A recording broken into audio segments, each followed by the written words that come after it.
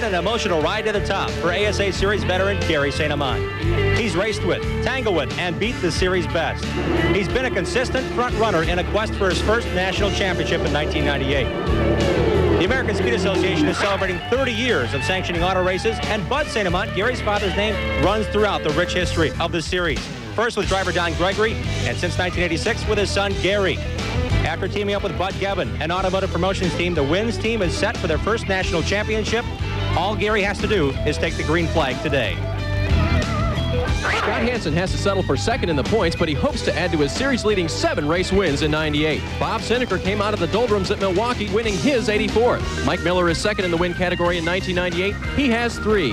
And Rick Beebe, always a contender, hopes to match victory earlier this year at Hawkeye Downs. Now, these 4 drivers are ones to definitely keep your eye on. But consider this. Mike Eddy recently came out of a 49-race winless slump to win 2 ASA races in a row.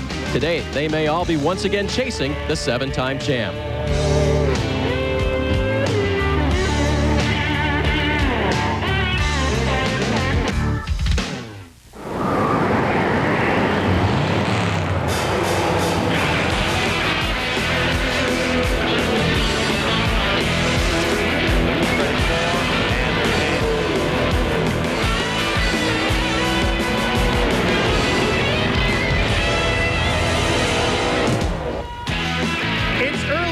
But it seems like the middle of summer. It's in the low 90s here at Southern National Speedway as we get set for the season finale for the AC-Delco Challenge Series, the North Carolina Sweet Potato 400, presented by Golden Corral Restaurants. Hi, everybody. I'm Ralph Shaheen, strapped in alongside the newest member of the TNN Motorsports Racing Team, feature winner with the AC-Delco Challenge Series, Joe Knott. Joe, as we said, we are going to crown our champion here today. Gary St. Amant just has to take the green flag to wrap up the title, but there still is a lot up for grabs for a lot of other drivers here today. Yeah, there really is, Ralph. There's a big stuff going on this weekend. We got guys shooting for sponsorship money for next year, got guys going for Winter Circle program money, and guys trying to secure rides for next year, so there's a lot going on, a lot of battles this weekend. Well, the best way to secure a good ride is to do something to impress a car owner, and that's what the guy in the front of our race today has done. Let's check in with the 3rd member, actually now with Joe here. He's the 4th member of our broadcast crew. Here's Dave Burns. Jack Landis has started 3 times here at Southern National Speedway, 21st, 25th, and 28th. Not very good, and his finishing positions haven't been that much better, but last year in the spring, he found a line around the high side of the Southern National Speedway that let him put nearly the entire field a lap down. Jack, what is it going to take today? The high line, or are you going to have to stick to the normal lower groove? I think the normal lower groove is going to work pretty good for maybe 50, 100 laps, but after that, I think you'll see everybody moving up to the top, but we're hoping the 07 still works good on the bottom. All right, this is Jack's first career pole, and he has some good news and bad news. Ralph, you already mentioned the weather. It's unseasonably warm. The good news is the sun is going down. The bad news is it's going down right in the direction of the driver's vision. ASA has allowed him to put an 8x26 piece of tape over the front of the windshield, but they're still going to be contending with that sun as they come off of turn 4, and even when they come off of turn 2 with it shining in their mirrors going down the backstretch. Yeah, that sun, Dave, is going to set right over turns 1 and 2, and it's going to be a real nightmare for the drivers. Well, let's take a look at the points here as we get set for the 20th race of the season. You see that Gary St. Amant has a championship locked up. There's a list of the top 5. Jimmy Johnson will wrap up the Pat Schauer Rookie of the Year award. He'll take home a check for $50,000 at the Opryland Hotel a little later on this year. 200 points are available as you take a look back through the back half of the top 10. Mike Eddy sits in 6th. All the way down to Tim Sauter back in 10th. Well, all that's left to do here today as we get set for the last race of the season is to crank up the engines one more time to go racing with the ASA Series. So let's head back downstairs to Dave Burns to do just that. Ralph Scott Gandolf is representing Golden Corral Restaurants. They sponsored the pit stop competition last night, and they are going back to help presenting they are the presenting sponsor for today's Sweet Potatoes All-American 400 right here at Southern National Speedway. And as we get ready to go, Scott, what does this mean for Golden Corral to be involved with the ASA right here at Kenley? Well, I know we do a lot with the growers of North Carolina, and we feel fortunate to be able to be part of anything local here in the community. All right, well, Scott does have the honor of getting this thing started. The final race of the 1998 season for the American Speed Association. Scott, get us going. All right. On behalf of Golden Corral, gentlemen, start your engines.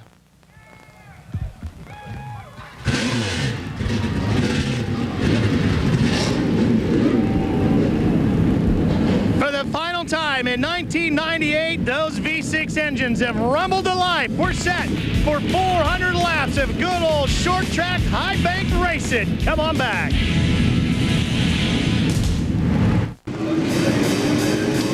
The North Carolina Sweet Potato 400 is brought to you by Miller Lite, who reminds you to enjoy Miller Lite with friends.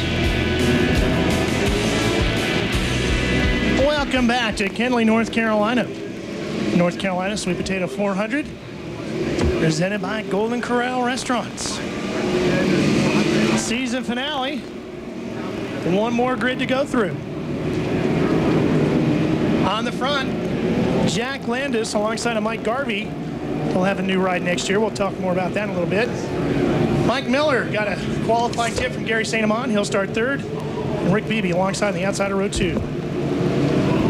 Looking back, we find Buddy Schrock and Adam Petty in row number 4. Adam Petty, the Spree Pontiac, has 2 poles to his credit this season.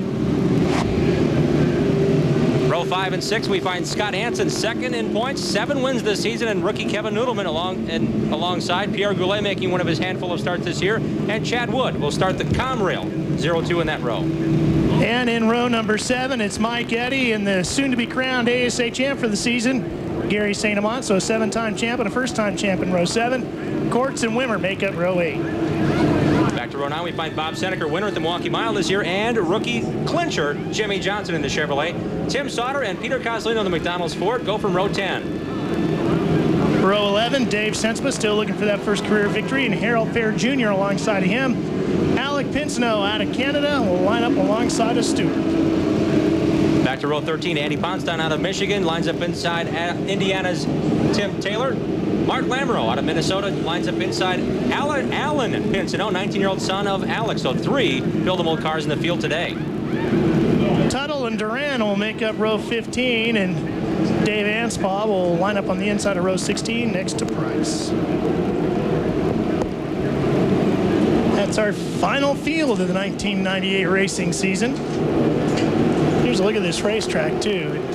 Joe, this 4/10 of a mile is being banked in the corners, isn't it? Yeah, it's a really fun track to race on. You know, with the banking that it has in just 4/10 of a mile, a lot of stuff happens fast, and it's a really exciting racetrack to race on.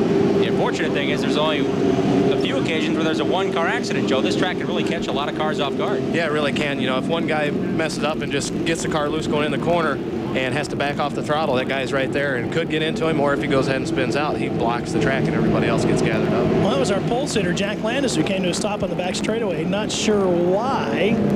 Maybe we can find out from downstairs what the story is there. $161,000+ up for grabs. 32 cars are going to take the green for the 400 lapper. That's 160 miles. Joe, I guess we should probably tell everybody at home why you're with us and not racing today. Well, what we had was I was racing for the Lefebvre Racing Teams, car number 1, sponsored by Tecumseh, and signed up a program for a whole year at the beginning of last year, and really looked like a great program for all, you know, both sides, for the driver and car owner and the whole crew, and just simply didn't work out.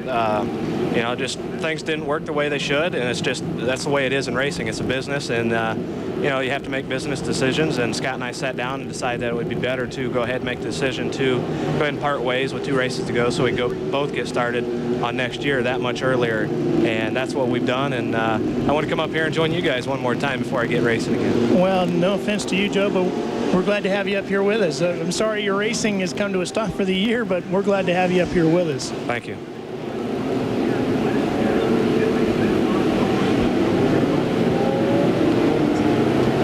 Car's still warming up the engines.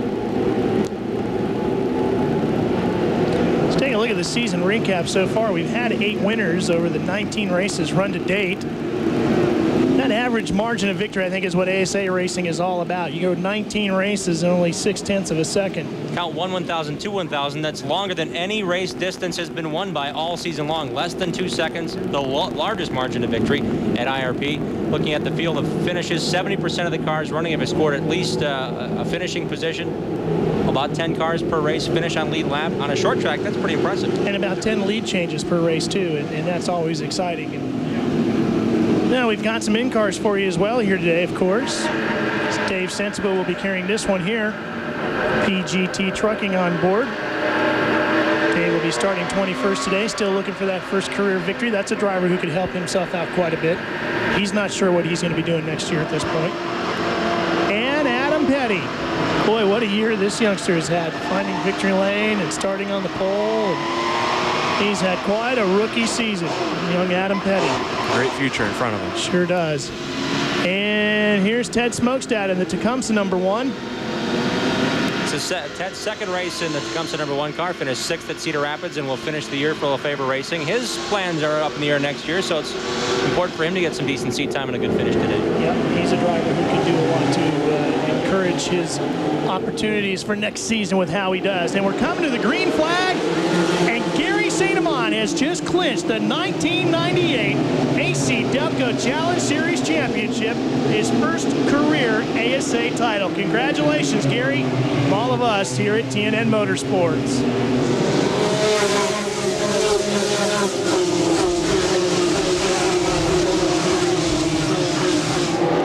Now, let's go race it. Mike Garvey is going to be your early race leader. There's Mike Miller in the Janny King 18. He sits in 4th position right now. Jack Landis, who started on the pole, slipped back to 2nd. Beebe in the 23 car holds to 3rd.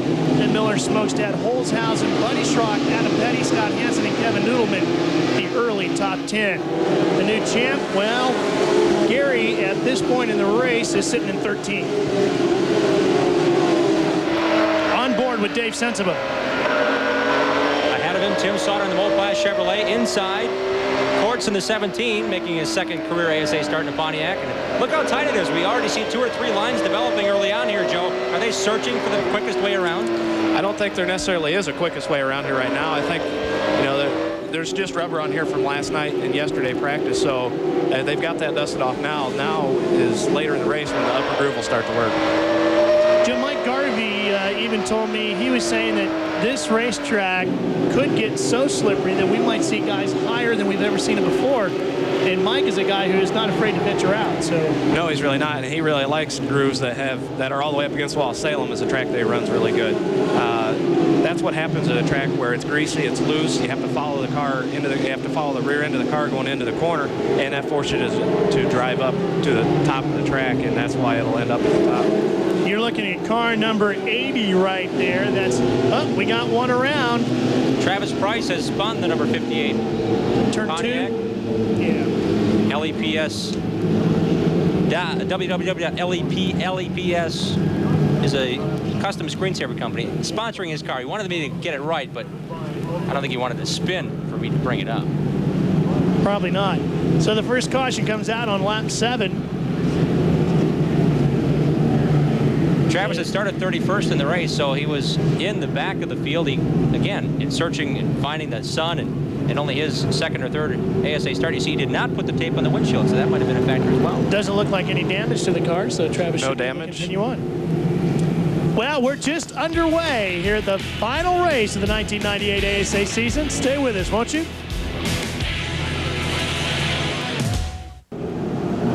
Welcome back to Kenly, North Carolina. This is Southern National Speedway.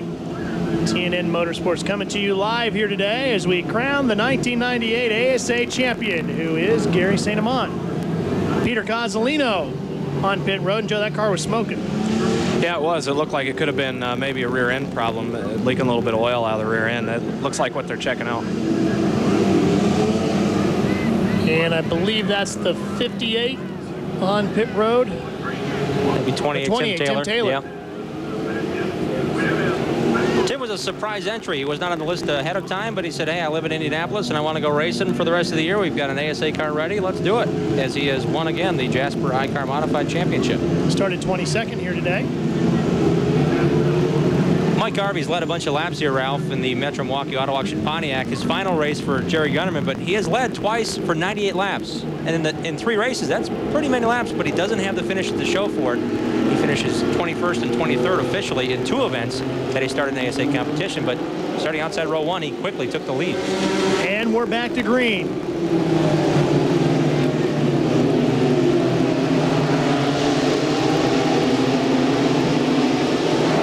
There's the newly crowned champ in the orange and black wins number 7.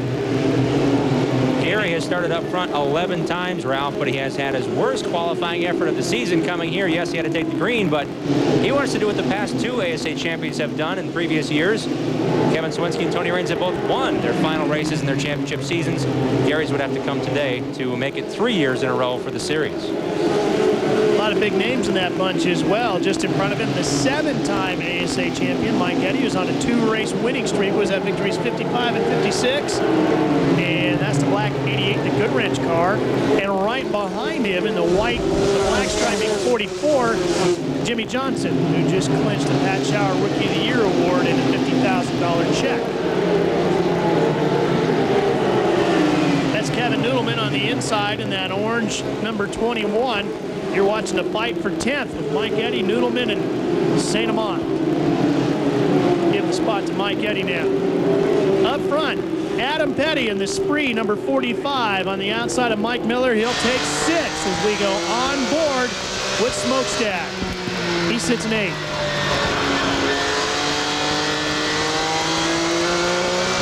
Really hoping to have a good run here today is Ted. Spoke with him a little bit this morning, and he was saying how if he doesn't get an opportunity in ASA, he's going to stick in Charlotte. He's moved down from Minnesota to Charlotte. He's going to continue to pursue some potential NASCAR rides down there. Here's a fight for the lead. Look at Scott Hansen on the outside, the man who's second in the points. The white and red number 52. Boy, Jim, he came from a ways back up to the front. He started 9th. In 15 green flag laps, he's gone from 9th to the point, and he is obviously the fastest car on the racetrack. Joe, at this early point, is he burning up the tires to get to the front to get those 5 extra points for leading the lap, or do you think his car is just that good? I'd say his car's that good right now, you know. Oh, we got one up along the wall. Tim Taylor in turn 2. Boy, turn 2 has been tricky early on here today. We've seen the 58 car have problems up there already today. And now Tim Taylor's going to join Travis Price as a member of the guys who scraped the wall in 2. Yeah, as I was walking around the pits today, I was asking where's the toughest part of the track, and they say for the first part of the race it's going to be turn 1 and 2. Then when the sun starts to set, it'll actually cloud over turn 1 and 2, and that'll be the better corner. So that's what they're fighting with right now, is the sun beating down on the track and making it greasy. And look where the track is black and where the track is gray. Off of turn number 2, as we look down the back straightaway here, the racetrack itself gets blacker towards the outside wall, meaning the groove actually off of turn 2, Joe, goes extremely high to the wall. That's where you see a bunch of black marks all the way down the backstretch that comes up in a hurry almost on the outside wall. Yeah, you're going to be full throttle right up coming off the corner there, and if the car comes out from under you, you're going to get right into the wall, and then you're going to smack the front. Obviously a flat right front tire on Taylor's car. Don't know if that was going down before he hit the wall or if that's a product of the incident. Let's take a look at the replay, maybe we can see. Here's looking at turn number 2. Tim already had it locked down. That white smoke is tire smoke, so he was hard on the brakes. He did a great job of saving it from getting in the wall because it was already down, Jim, because he doesn't brush the wall. Yeah, he had it locked down good. Yeah. Yep. He blew that right front. Well, Tim Taylor's got a new one, and we're going to be right back to Kenley for the season finale after this. We're back to the North Carolina Sweet Potato 400 live on TNN Motorsports. There's our new leader, Scott Hansen, who drives the car owned by Winston Cup star Ken Schrader. Kenny, of course, will be competing tomorrow in Martinsville, Virginia. And there's Mike Garvey, his last run for Jerry Gunderman. That actually turned out to be a pretty good combination. They won a handful of races together. And Garvey and Gunderman both like to race a lot. So they run short tracks, they run Craftsman Truck Series. They've got quite a stable full of cars in Franklin, Wisconsin. Garvey, however, has elected to sign up with Scott Lefebvre Racing and run the #1 car next year in ASA. And they might venture out and try a couple other things as well. Maybe a bush run or a truck run. Garvey held the lead early on. If you're just tuning in, 33 laps are into this. 3 cautions, and Hansen has come from 9th to 1st to lead him now by a little less than a second here into turn 1. That's Jack Landis in that 07. The man who started on the pole here today really loves the high bank racetracks. There is Dave Sensiba in the 6 car. He right now runs in 14th position. And I'll run him down. PGT trucking car, as you hear his spotter talking to him, Larry Reefer. Once Larry got him clear, he just shut up, didn't he? 0-2 is Chad Wood. Chad's in 14th, giving chase. Chad's in the Condyle Chevrolet and looking forward to running ASA full-time in 1999. Condyle is one of the nation's largest business communication suppliers and providers, so they're looking forward to their involvement in ASA, testing the waters today, and Chad out of Madison, Wisconsin is certainly up to the task here early on. Tim Sauter in one of 3 buildable trim class back entries here today. He is now up into the 14th position.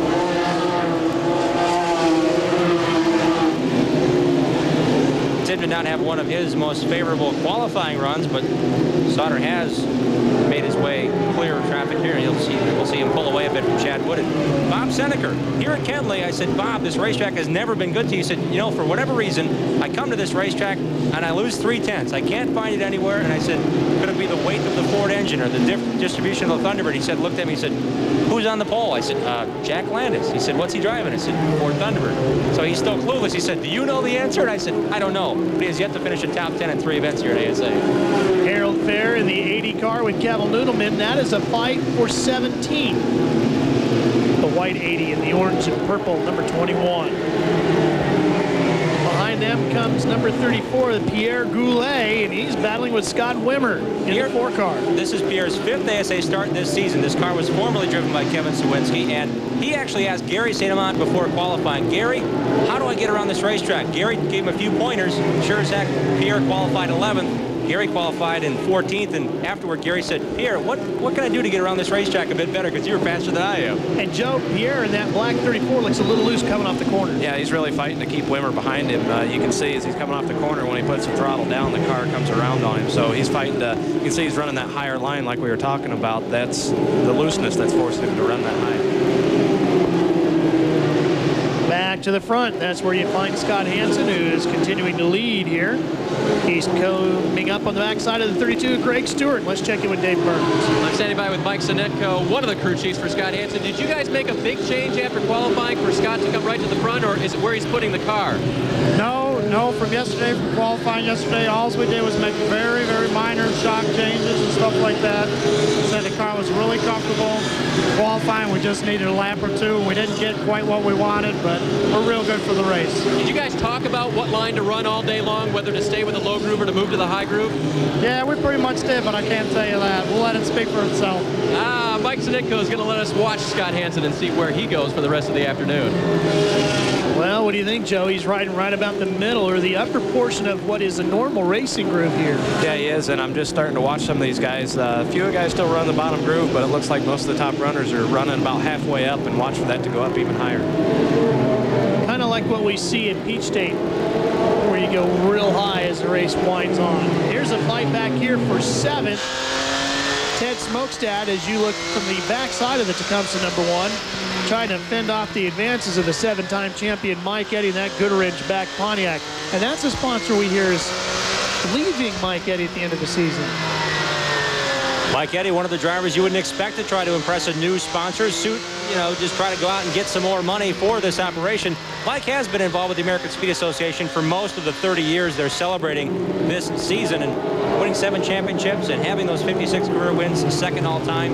He certainly is worthy of a sponsorship, and Joey, you can attest to the fact that he's very approachable by drivers coming up through the series and has helped many people get a little bit better around the racetrack. Yeah, it really has. I was just watching the pass there. You see he made the bottom groove work to get past Ted Smokestad, and then he moved right back up to the top. So it looks like Eddie's car is handling both ways. Now Dave Sensiba, the PGT Trucking backed entry, tries his hand at Smokestad. Ted, where Hansen's running, and it doesn't seem to be working as good for him as he loses now his spot to Sensiba as well, the 6th car. Sensiba, the selective storage. Pontiac has 2 fourth-place finishes coming into this race at Kenley specifically. However, in qualifying, only the top 20 spots in qualifying were allowed to choose front straightaway pit stalls, which is a killer because he starts 21st. He's the first car on the back pit, which is a severe disadvantage. You know, Joe, we sit here, Jim and I, each and every week, and we're just amazed that Dave Sensiba hasn't won his first race yet. From a driver's perspective, is it strictly luck the only thing that's holding him back right now? I think so. You know, Dave is always there. He's always running hard, and I've been in plenty of battles with Dave. He races, really clean. Great guy to race with, but just luck hasn't come his way. He definitely deserved it. He's worked hard. He's been here a number of years, and it's going to come one of these days, guaranteed. And here's a good fight going on, the 88 and the 8, Mike Eddy and Mike Garvey. But Mike Eddy, gentlemen, is moving up. He is all the way up to 5th now, and Garvey's slipping back. He might have been the rabbit early on, Mike Garvey has. He likes to get out and stomp on leading a bunch of laps, and it doesn't seem that the car is going to hold up here as we're past the 50-lap mark of the North Carolina Sweet Potato 400. Well, the other thing to point out is that Dave Sensip is going right with Mike Eddy. Yeah, keeping right up with him. Similar in style to what Jack Landis did. The pole winner here currently runs in the 2nd position in the 07. He led 75 circuits here to start the season a year ago. He led the way through. He let the veterans lead him through, but when his car was still better, he went out and led a bunch of laps. Oh, we got a big problem down in turn number 1. A couple of cars getting together. It looks like one is Alec Pinsnow's 93. Russ Tuttle. The white and blue car, and Russ Tuttle's Coca-Cola number 16. Tuttle's the deputy sheriff of Marion County, which is in Indianapolis, and he's trying to put together a deal to run the full ASA circuit in 99. So I would think finishing laps and running laps here at Kenley would be important to him. So we'll see if that crew can get that car fixed and back out. There's Alec's car.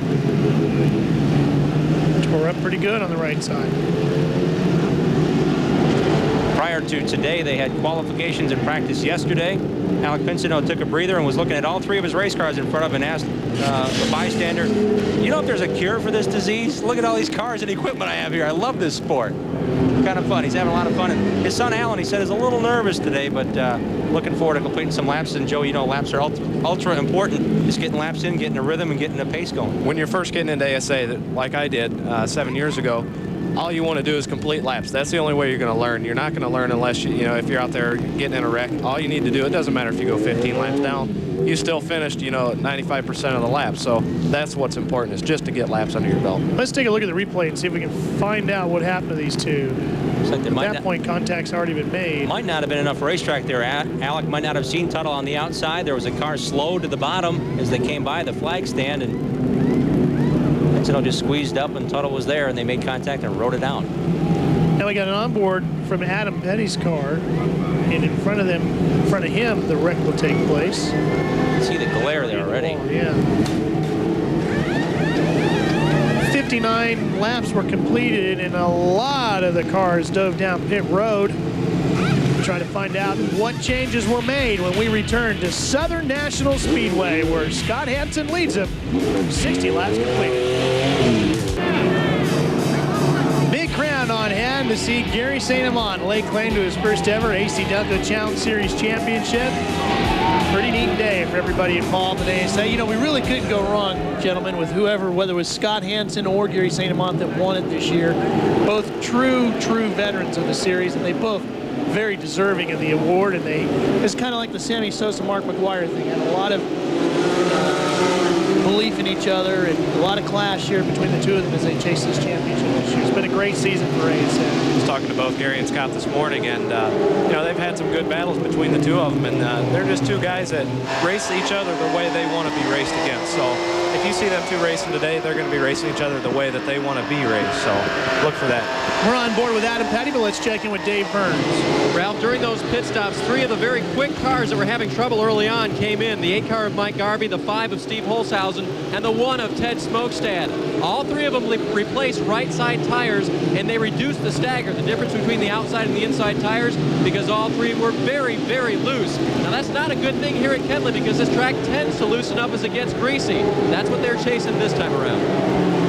And it's gonna get greasy. There is no arguing that point of the day. It's just how greasy and what are you gonna do to combat it, Joe? And everybody runs the same tires. It's a spec tire here. It's a Goodyear Eagle bias ply tire, but there are some different compounds to these tires. There are some different compounds. We do have a softer compound on the left side tires than we have a harder compound on the right side tires. The other factor that comes into play is there may be some guys out there leaking oil, and you don't know if they're up on the top groove or on the bottom groove. Say they're on the top groove, then the bottom groove becomes a better place to be. Here's the fight for the lead. Scott Hansen holds on to it in the white 52. That Maisto Ford, the 07, started on the pole today. Jack Landis behind the controls. And he's looking pretty racy here. The Adirondack Speedway backed entry. Jack Landis told Dave Burns at the beginning of the program that the inside line is where he would want to stay. It looks like he's actually finding traction down there. Maybe it's because, Joe, a lot of guys are finding the upper groove because the car is going away and could be cooled off down there and maybe less greasy at this point in the race. That's something else I learned about this track too, is it sounded like turn 1 and 2, the elevation was actually lower and the ground is a little bit cooler down there. Plus you're going to have the sun starting to set here before long over turn 1 and 2, so it is actually cooler down there. You know, to the average person at home watching this, we don't spend time in a race car, we're not going to understand how much of a difference just a couple of degrees can make to you as the driver, but it really can be dramatic, just a couple of degrees. Yeah, it sure can. You know, you'll see a lot of drivers walk out onto the track with barometers, and they'll actually check the track temperature, and that's to get an idea for, you know, tire wear and tire management, so they can have an idea how often they're going to change tires. Well, Hansen doing a pretty good job of holding off Landis. Adam Petty sneaking in, and as soon as I say that, here comes Landis right up alongside of him. Talked to Noah Yoder, the owner of that 07, and he said one of the things they need to do to keep Maisto on the side of that car is have a really good run here today, and they're doing just that. Jack's trying to get the bottom groove to work. He's had 8 top 10 finishes, including a second-place run to Mike Eddy at Jennerstown, so he's obviously getting it done here late in the season. Landis in the Adirondack International Speedway Ford just ahead of Adam Petty. Adam Petty's third, Dave Setzeba's fourth. Rick Beebe, who started fourth, is now in the 5th position. And 2 of these top 3, along with Jimmy Johnson, are going to be venturing into NASCAR's Busch Grand National ranks here before the season is out. Both Scott Hansen and Adam Petty, along with Jimmy Johnson, are going to run a handful of Busch Series races before the year is out, including the upcoming race at Gateway in St. Louis. Will be the first time they're all behind the wheel in competition. That'll be interesting to see.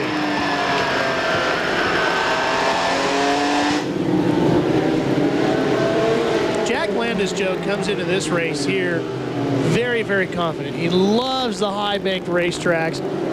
That does everything for a driver to feel good about the facility you're going to. What tracks did you love? I like the bank tracks. They're not necessarily easier to drive, but they fit my style. I really like to be kind of on the edge. I like I-70. I like Salem. Pikes Peak when we were out there, I really like that, even though I had an unfortunate incident, blew a right front tire. But these are the kind of tracks that are fun to drive because you just drive so hard and you're on the edge all the time. That's what makes it fun for me. Of course, you just blew my theory all out the window because the one victory you got on one of the flattest tracks the series ever ran on a very slippery day in Buffalo, New York. Yeah, that track there, it became basically a parking lot full of gravel, and it was who could tiptoe the best through the gravel. Took a lot of dance lessons as a kid, huh? Yeah. Jack Landis moving up a little bit, and Adam Petty trying to come up the inside. Adam's been helping out testing his father Kyle's car a little bit. Was over in Martinsville. In fact, he called his dad up the other day, rubbed it in a little bit. Kyle was struggling a little bit to get qualified for this weekend's Winston Cup race in Martinsville, and Adam was more than willing to come over to Martinsville and help qualify the car. Something along the lines of, Daddy, do I have to come here and show you how it's done kind of thing? Exactly. I love it. Landis, Petty, and Sensiba.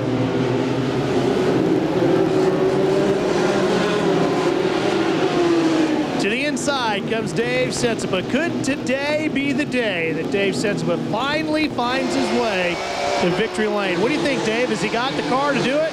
I'd be amazed if it was, Ralph, but the motor underneath that thing is a motor they brought from Brandon Sperling. It has 1,400 laps on it. They don't know if it can go all the way, and the setup they threw at it this morning was a total guess. I asked crew chief Chip Caputo, well, what did you compare it with? And he said Bradenton, Florida, which is not exactly the same as this track, but it's similar. So they're happy right now, but like I say, it was a total guess. Pretty good guess. Really good guess. The way he's working the bottom groove there and pulling up on Jack Landis right now, it's working good. How similar are these two tracks between Bradenton, Florida, and here? Well, as far as actual size and the banking, they're real similar, but this track is quite a bit greasier and slower than it was last year, and I think that's the difference right there. It's just these guys are kind of tiptoeing right now, and the fact that it's greasy is what's different. Saw Andy Bonstein duck down pit lane. He's hoping to run a full season in 1998 as he runs Berlin Raceway on a regular basis. And Dave Sensiba has come from Berlin Raceway. Michigan seems to be the place, or Wisconsin seems to be the place where most ASA drivers currently compete from. 7 cheese heads in the field today. Adam Adam Petty, of course, from Thomasville, North Carolina. He has a bunch of laps also, Petty does. At Charlotte, he's now hooked up with Grandpa's driving school, and he's one of the instructors there and giving people rides at Charlotte Motor Speedway. And I believe he's going to be in an ARCA race next Wednesday. Yep, at Charlotte, that's correct. The Richard Petty driving school. I think it's all over the place now. Or is it Granddaddy? I'm sorry. Granddaddy. Granddaddy? Daddy and Granddaddy. Yeah. Great bunch of people. Adam's been so friendly and forward and positive thinking and popular, I think, with the fans and everybody.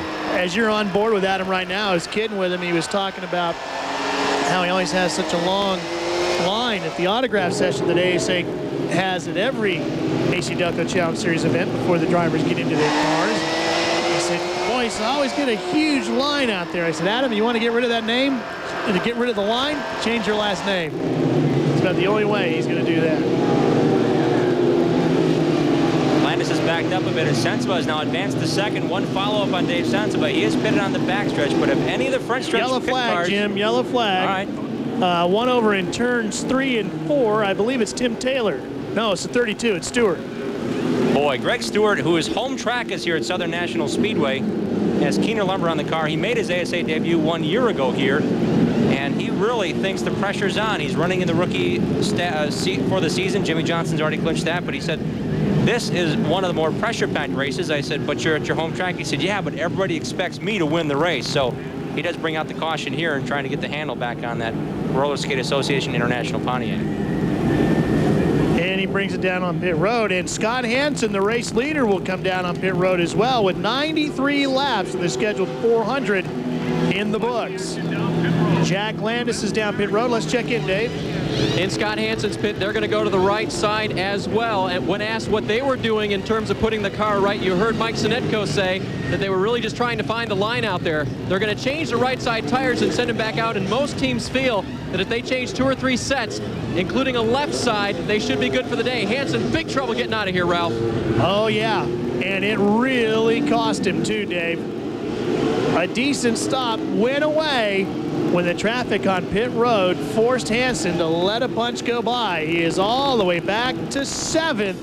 Dave Sensiba, the new leader here at Southern National Speedway. You're crushing me! The North Carolina Sweet Potato 400 is brought to you by Alka-Seltzer, the 100% solution for heartburn, indigestion, and pain. Welcome back to TNM Motorsports live coverage of the North Carolina Sweet Potato 400 presented by Golden Corral Restaurants. Season finale, the 20th race of the 1998 season. If you're just tuning in, we're about set to go back to green. Dave Sensiba leads him to the line. The only 2 drivers have yet to make a pit stop. Dave Sensiba and Bob Seneca going for the lead here. Those are the 2 guys that have the oldest tires on the racetrack. Seneca, who picked up his 84th win earlier this year, looking for number 85 and feeling pretty racy. A quarter of the way through this 400-lap affair, and Seneca's your new leader. I have a feeling it's only a matter of time as Ted Smokestead puts that Tecumseh Pontiac to the bottom. Sensiba may be waiting for a front stretch pit to open up. We're already 100 laps into this thing, and he has yet to come down that back pit lane. That was Larry Reeford, Dave Sensiba's crew, or spotter, speaking to him. Larry stationed up in the grandstands. Joe, this track is 4/10 of a mile. They can go more than 100 laps. That's about the average for a half-mile racetrack. This track's a bit smaller. How many laps do you think he'll be able to hang on? Will it be tires or fuel that are the first concern? I think it'd be tires with the way the track's greasy, like we talked about so far. It's going to be tires. Joe, it looks like that number 1 car, the black Tecumseh machine, not handling as good as Sensiba's. Looks like Ted's really fighting it a lot more. I would bet coming off the corner, I know from driving that car, it does have a lot of power and probably hard to hook up right now. Spin in turn 2. Buddy Schrock in the Unidial Chevrolet. Plant City, Ohio driver making a limited start towards the end of the season here. Larry spotting for us, too, making us aware of where the incident was at. Thanks, Larry. But Buddy had a great qualifying run. He's qualified 7th. He did pit in that last go-round, so either he had help or something went away on it. Chevrolet there. Also sponsored by the Ohio Moose Lodges of the state of Ohio. What a great sponsor. Flintstone has anything to do with that. You remember that Grand Poobah and all that? I couldn't help but think of it, but No offense, these are great people and they're glad to be involved with ASA. Just ask Mr. Ike. He's the guy in charge of putting this deal together. He said they're a great bunch of people. I haven't met them, but I'm sure they are. I'm just going to let that quietly go away, Dave. Save us, Dave. Well, the Moose Lodge guys are watching all over Ohio today, so I know they'd rather see Buddy go forward. In fact, Buddy didn't know if he'd have a good car here this weekend. He was hoping so. At Jennerstown Speedway several weeks ago, he brought the car out for the first time this year, and it was junk. They took the thing back into the jig, they straightened the whole frame out, and he had a great qualifying run. So the disappointment rings here in Kentley from their pit, and also for all the guys in Ohio at the Moose Lodges. Well, let's take a look at the replay. And Buddy was racing with Adam Petty. The way he spun like that, Joe, it seemed like his car was almost up the racetrack and he lit him up to try to save it. What was your take on that? Yeah, it looked like it, I couldn't really tell. Like it might have been sideways and then tried to stand on it to keep it from going all the way around, but it didn't work. Well, we have missed 3 races since we last saw you here with our TNN Motorsports coverage of the ASA Series. Our last show came from Milwaukee, Wisconsin back on August 23rd, and there have been 3 races since then. So let's get you caught up to speed with our Myers Tony's Pizza Banquet Frozen Foods season recap. Traditional Labor Day stop at Minnesota State Fair. Adam Petty, a second career pole with Bob Seneker outside. They gave way early on to Mike Eddy and the 22 of Tony Raines in their fight for position. Gary St. Amant and Scott Hansen get together on lap 263 to bring out a caution. Very controversial. St. Amant was not happy. Hansen continued on. Gary pitted for tires but could do only third as Hansen beats out Tony Raines at the finish. And we mentioned St. Amant with another podium finish. Then it was on to Jennerstown Speedway in Jennerstown, Pennsylvania, where Mike Eddy started on the pole and battled with old nemesis Bob Seneker early on. Then on lap 101, the luck's run out for Mike. He spins it down in turns 3 and 4. But Mike battles back with just 5 laps to go. He comes up on the inside of the newly crowned champion Gary St. Amant and takes the lead away, ending a 49 race drought and earning the traditional Jennerstown Cowboy hat. Last Saturday night, the AC-Delco 300 took place at Hawkeye Downs Speedway in Cedar Rapids, Iowa. Gary St. Amant on the pole. Bob Seneker with a second qualifying effort outside row 1. Adam Petty led 33 laps, but here, Mike Eddy powers past in the GM Goodwrench Pontiac on lap 228. That would be the winning pass, giving Mike Eddy 2 wins in a row, but not without a challenge from Mike Miller, who charged from a late pit stop to put on fresh tires. Mike Miller finishes second. Mike Eddy makes it 2 in a row in ASA heading into this weekend. And we're back to green, where Bob Seneker picked up that 84th career victory at that race in Milwaukee. Leads it here at Kentley. Look who's second round. Who wants it bad enough? Looks like Gary St. Amant does at this point. The Wynn Chevrolet driver did come down pit lane on lap 58, but in that last wholesale bunch of pit stops, he came down as well and came out second. Great pit work by what is the Golden Corral All-Star pit crew. Those guys were fastest last night in competition, so those guys had him out quite quickly, and he moved well through the field. Gary started 14th today, and there's a fight for third going on right behind it with Smokestad and Landis. Smokestad very tight on the bottom there. Landis able to loop up the outside and gain momentum down the backstretch. And Joe, I think that's right now you want to get momentum going here. You don't want to tighten, pinch it down off the corner to keep it away. Exactly. The lower you run on the track, the more you have to slow the car down. The higher you run, the more momentum you can keep. And momentum is always good in this type of racing. You got to keep the car rolling. That's important. Gentlemen, look at Tim Slaughter in the 9 car. Boy, that Build-A-Mold car with Jimmy Johnson right with him. They have fought their way up into this. Slaughter sits in the 5th position right now. Here comes Gary St. Amant on the outside for the lead in the Gainey Transportation Services Chevrolet. Outside is where he wants to be again. Bob Seneker has yet to come down pit lane. 115 circuits in. Gary has already come down with a lot fresher tires. Bob Seneker has 84 career wins, the winningest driver in ASA history, but he only has 1 championship. I still find that so hard to believe. 1990 with Leroy Troop, who now owns Dave Sensible and Adam Petty's car. Gary St. Amant, I think, is running the highest line around here. He might be bumping the right sides on the wall, similar to the World of Outlaw guys you see here on TNN, because that's how sometimes they have to turn, but they can't really do that here in stock cars, can they, Joe? No, not at all. Joe, is Gary running a different line? He's moved up on the track. I was watching him earlier before the last couple cautions, and he was about the only guy running up in the second half, almost third groove, and it looks like it's been working. There's Dave Anspaugh. So he drives in, and then he lets it stay all the way up, all the way around the corner.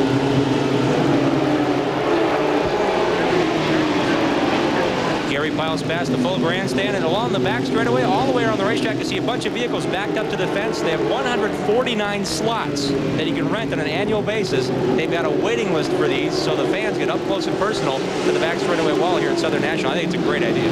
It's the first place I've ever seen that happen, and I think it's really great for the fans. It'd be a little bit scary, though, because you never know when a car's going to go flying up into the wall and throw some parts up at you. Great place to go racing. Short track racing on a high bank, 4/10 of a mile oval. Southern National Speedway, where Gary St. Amant leads it with 120 laps down.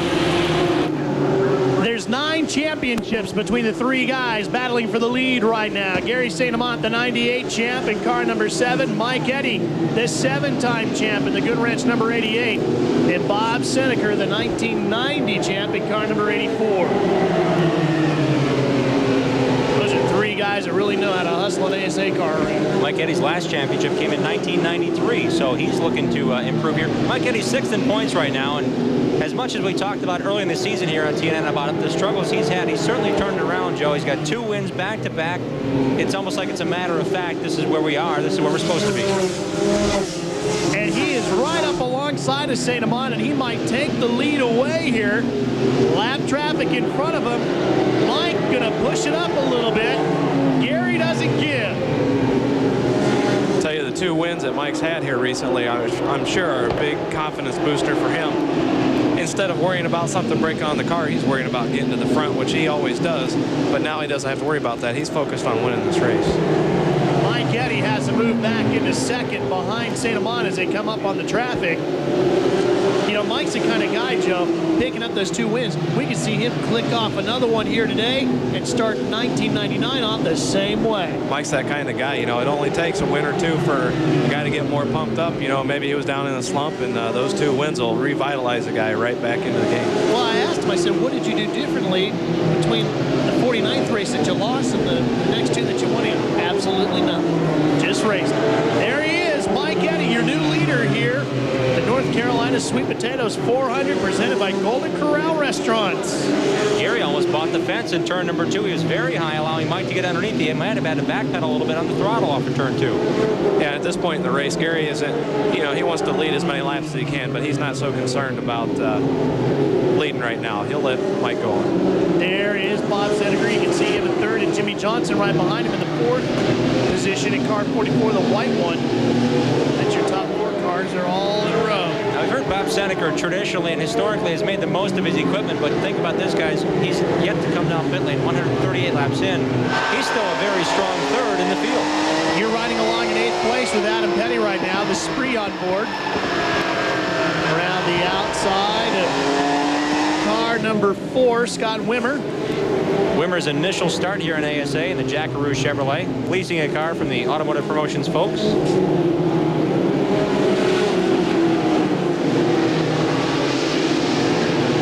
Mike Garvey back in the mix. He and Jack Landis started on the front row together. Landis became the 11th different driver to score the coveted pole position in ASA this season in 20 events. Garvey looked a little loose coming off of 2, and Adam got by him, Joe. Yeah, that's all, like I was saying there, Garvey isn't so concerned. This is the point of the race where the guys are just riding. Some guys are out there racing, but for the most part, they're cruising right now until we get to the latter part of the race. But you say Adam Petty, he's young and he's ready to go. He's not. And he's sideways. Gets in the throttle a little bit too hard coming off the corner. When the track is greasy like this, Joe, do you really have to feather it coming off? You can't really stomp on it. You kind of have to egg, you know, they say the egg under the throttle to it, right? Right, yeah. This place, you can stand on the gas, but it happens so fast that you kind of have to know how much you can do it. Otherwise, you're going to get past. But it may not matter at this point. Well, he gets Landis as well. Adam Petty up to 7. And back to the front we go, where Mike Eddy continues to lead this one. Going at it, turn number 2 in that Goodrich Service Plus, number 88. 144 laps are complete. Stay with us with TNN's live coverage of the ASA season finale. Welcome back to Kenly, North Carolina, the North Carolina Sweet Potato 400. Presented by Golden Corral Restaurants, and that is our leader, Mike Eddy, the 6th different leader of the day. What a shock and Travis Price made an unscheduled stop here under green. There Here's Gary St. Amant. He sits in second. Dave, what do you know about that car? Talked with his crew chief, Bill McGowan, who will undoubtedly be named the crew chief of the year for Gary St. Amant, as Gary was the champion. And Bill said when they took the lead earlier, the car wasn't really all that great. So when Mike Eddy passed him, they said, we're not worried about that. We know Mike's better now. They think they can make Gary better and beat the rest of this field. So right now they're not happy, but they're happy running in second. Well, winning a championship and winning at Kenley seem to go hand in hand here recently. And it sounds like Gary might be able to take a shot at that, keeping that streak alive. That'd be good for Gary. I'd like to see that happen.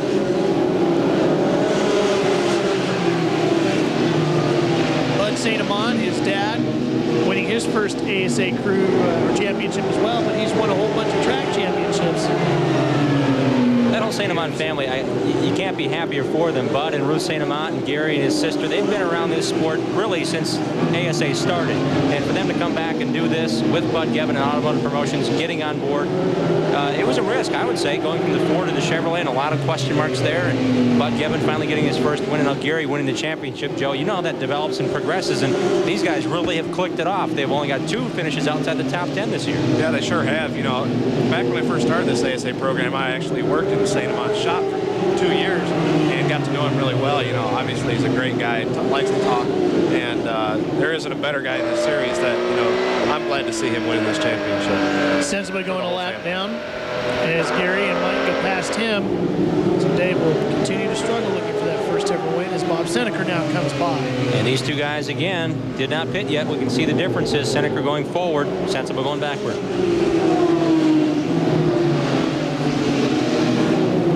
There is Scott Hansen in the white with the red 52. Boy, what an up and down day he has had. He is currently 11th. He started 9th, went to the front, had a lousy pit stop, and now he is all the way back in 11th, and he is some 6 full seconds back at the leaders lead.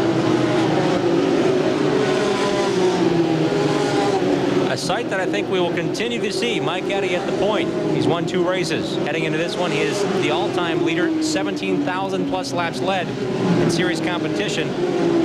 Gary St. Amant does have some options open next year, but you may indeed see him defending his championship here in the American Speed Association in 1999. It's a staggering fact how many laps Mike Eddy has led. It is absolutely incredible. Over 17,000 laps led. Mike with his hands full right now to lead one more as Gary St. Amant comes up the inside. Dave Anspaugh, the slow car in front of them, to 37. They get around to the outside as Dave moves over. See Bob Seneker still hanging. He's not going away, is he? Can you make this a one-stop race? Think about it. We're looking at 400 laps. It's already lap 160. He's in the top 5 without a pit stop yet. Can you do that, Joe? Well, I wouldn't think so. I think he'd have to do 2. And set of rears may be in order for how slick this track is. Whenever you put rear tires on versus rights or lefts, it tightens the car up. He would have had to do that early now that I think about it, because when the sun goes down, the track will tighten up, and he wouldn't want to do that. ASA says you can only change 2 tires under yellow. They don't say which 2. We'll be right back to Kenley, North Carolina, not far from Raleigh, Southern National Speedway, the Sweet Potato 400. Travis Price has struggled with the handling of the 58 today. He has spun twice in turn 2 and now down the backstretch heading into turn 3. This will be our 7th caution of the day, I believe. And we are under yellow. That'll give the opportunity for Bob Seneker to pit. Who knows if any of the other lead cars will come in. It looks like a lot of them are posturing to the lower line, which means they will come down pit lane. At least that's the indication behind the pace car. Yeah, it looks like Gary St. Amant's crew is ready too. And here's a look at the replay. Off of turn number 2, he's on the outside and just lights him up, as we talked about with Joe Knott earlier. He just lit him up off the corner. Luckily was able to weave through some other cars and woe it down to the middle of the backstretch there. Luckily didn't smack that inside wall real hard. Yeah, got her stopped there. He actually did a good job. He had it sideways and then got it back the other way and got it stopped in time. Mike Eddy's in. Dave?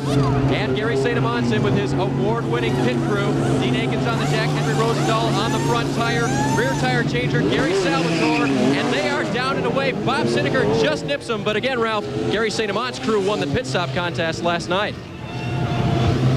And that they did. Talking with Bob Seneker today, and he actually has the 92 team from the Busch cars pitting for him today. Certainly working for him, as he was the first car out of the pits of all the cars that came down pit lane. Well, we heard about that pit stop competition. Let's show you how Gary St. Amant and the guys won the pit stop contest. Took place last night.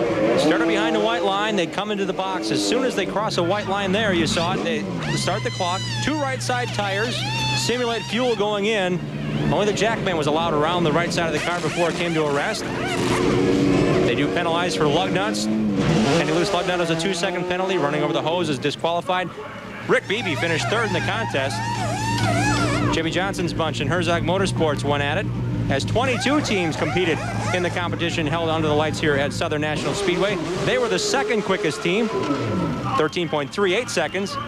But when you're on a roll, you're on a roll. The Wynn Chevrolet of Gary St. Amant fires it into the pits.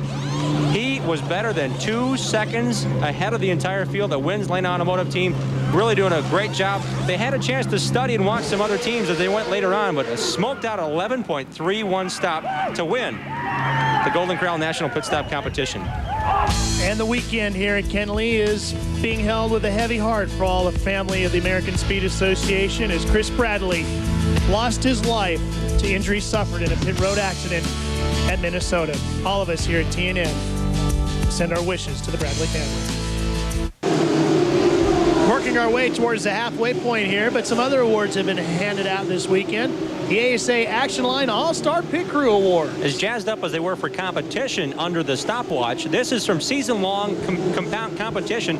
The peers of these gentlemen voted them the best of their position. Front tire and rear tire changer, first time ever. Father-son, Carl and Chris Hyland. Jackman voted best among the group. Bill Burns for Dave Sensible was number 16. Chip Caputo, the crew chief and gas man for Dave Sensible, was voted the best guy. Phil in the cars. Kevin Burnett, awesome tire specialist for a number of years. We also see Howie Leto again voted the best crew chief among his peers. And Scott Hansen, with 7 victories, was the out-and-out favorite for the best overall crew, getting him out of the pits and on to victory. There is Bob Seneker, our race leader. It's amazing how he let out another driver that he has taken to the Pat Chow Rookie of the Year Award, number 6. Or they had the fingers to put rings on if they awarded it. Looking back at the battle here between Rick Beebe and Adam Petty, that is for 6th position.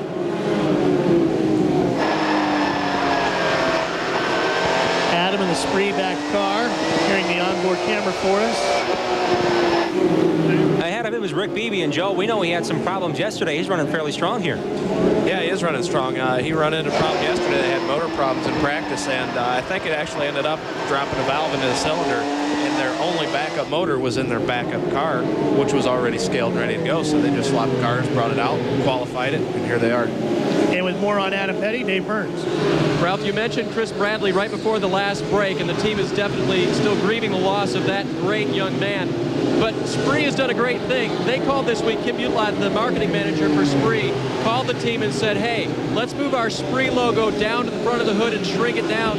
We want to put the initials of Christopher Charles Bradley on your hood in honor of him. So they've done that this week. Hats off to Spree. And Chris Roth, who is the front tire changer on the 45 team, has taken over the pit crew chiefing duties for the team this weekend. And there you see the initial CCB on the hood. Of course, Chris was such a huge part of the ASA family. He was crew chief for Johnny Benson when he won his championship. Joe, he worked with you. He worked with Glenn Allen Jr. over the years. He's worked with a lot of the drivers in the American Speed Association. And it was a big loss for everybody. Very seldom did anybody ever call him Chris. He always liked to be called CC, so that's why they have CCB. A number of the teams also are carrying a small decal with the CC and the memorial tribute on their race cars this weekend. And the winnings from the competition that were held yesterday have been donated to a memorial fund in honor of Chris.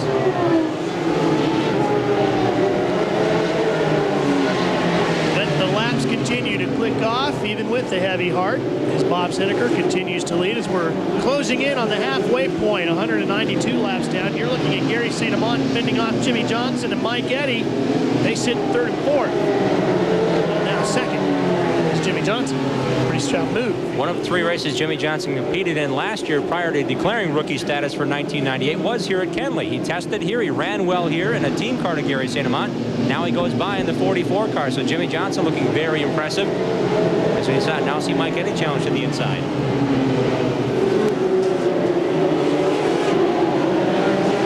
Eddy working St. Amant.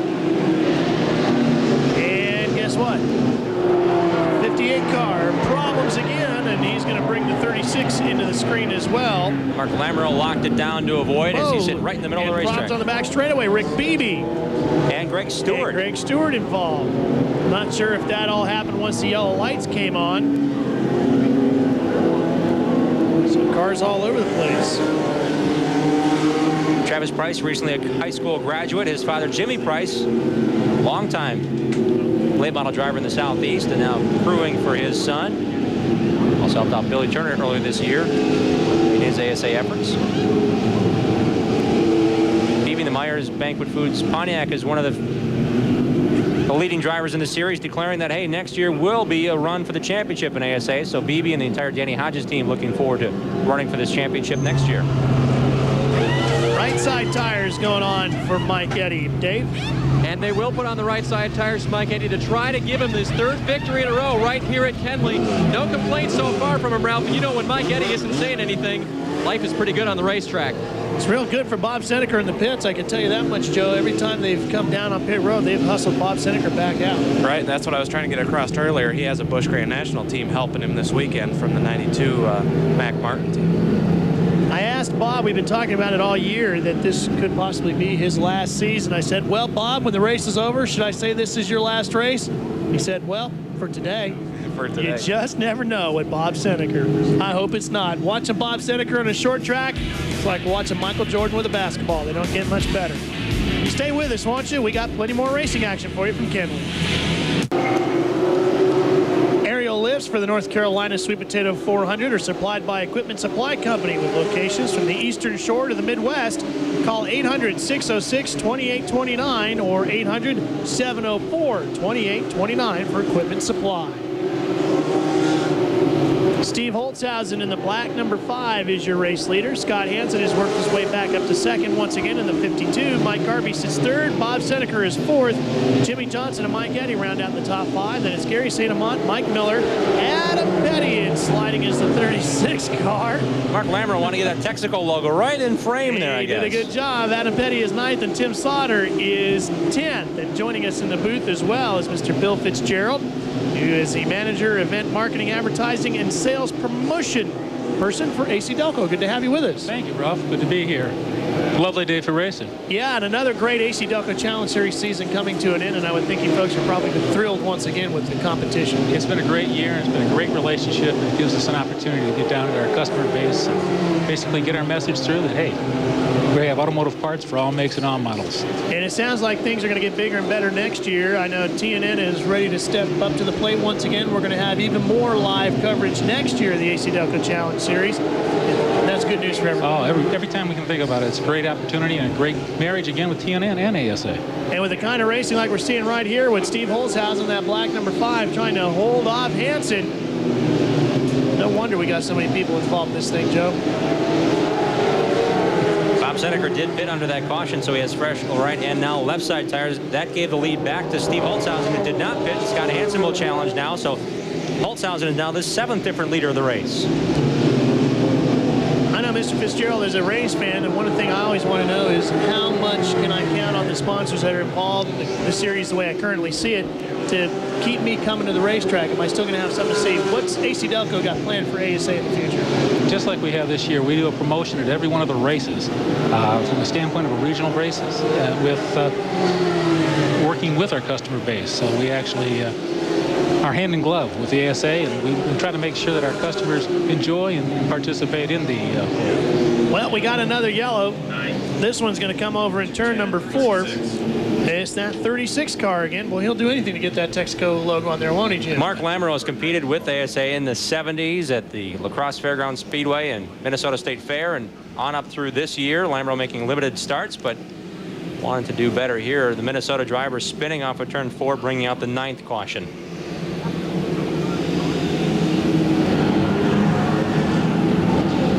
He's got to wait for all the traffic to go by and straighten himself out. Joe, when you're sitting there and you've had 2 or 3 spins in one day, what goes through your mind? It starts to be a frustrating afternoon. You can see on the viewer here that he just got loose and lost it, but that just shows where the track's at. I've seen a lot of guys out here sliding around, and it's a frustrating afternoon when you can't drive the car as hard as you'd like.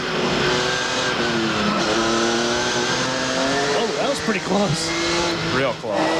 Smokestack, and now this is Adam Petty.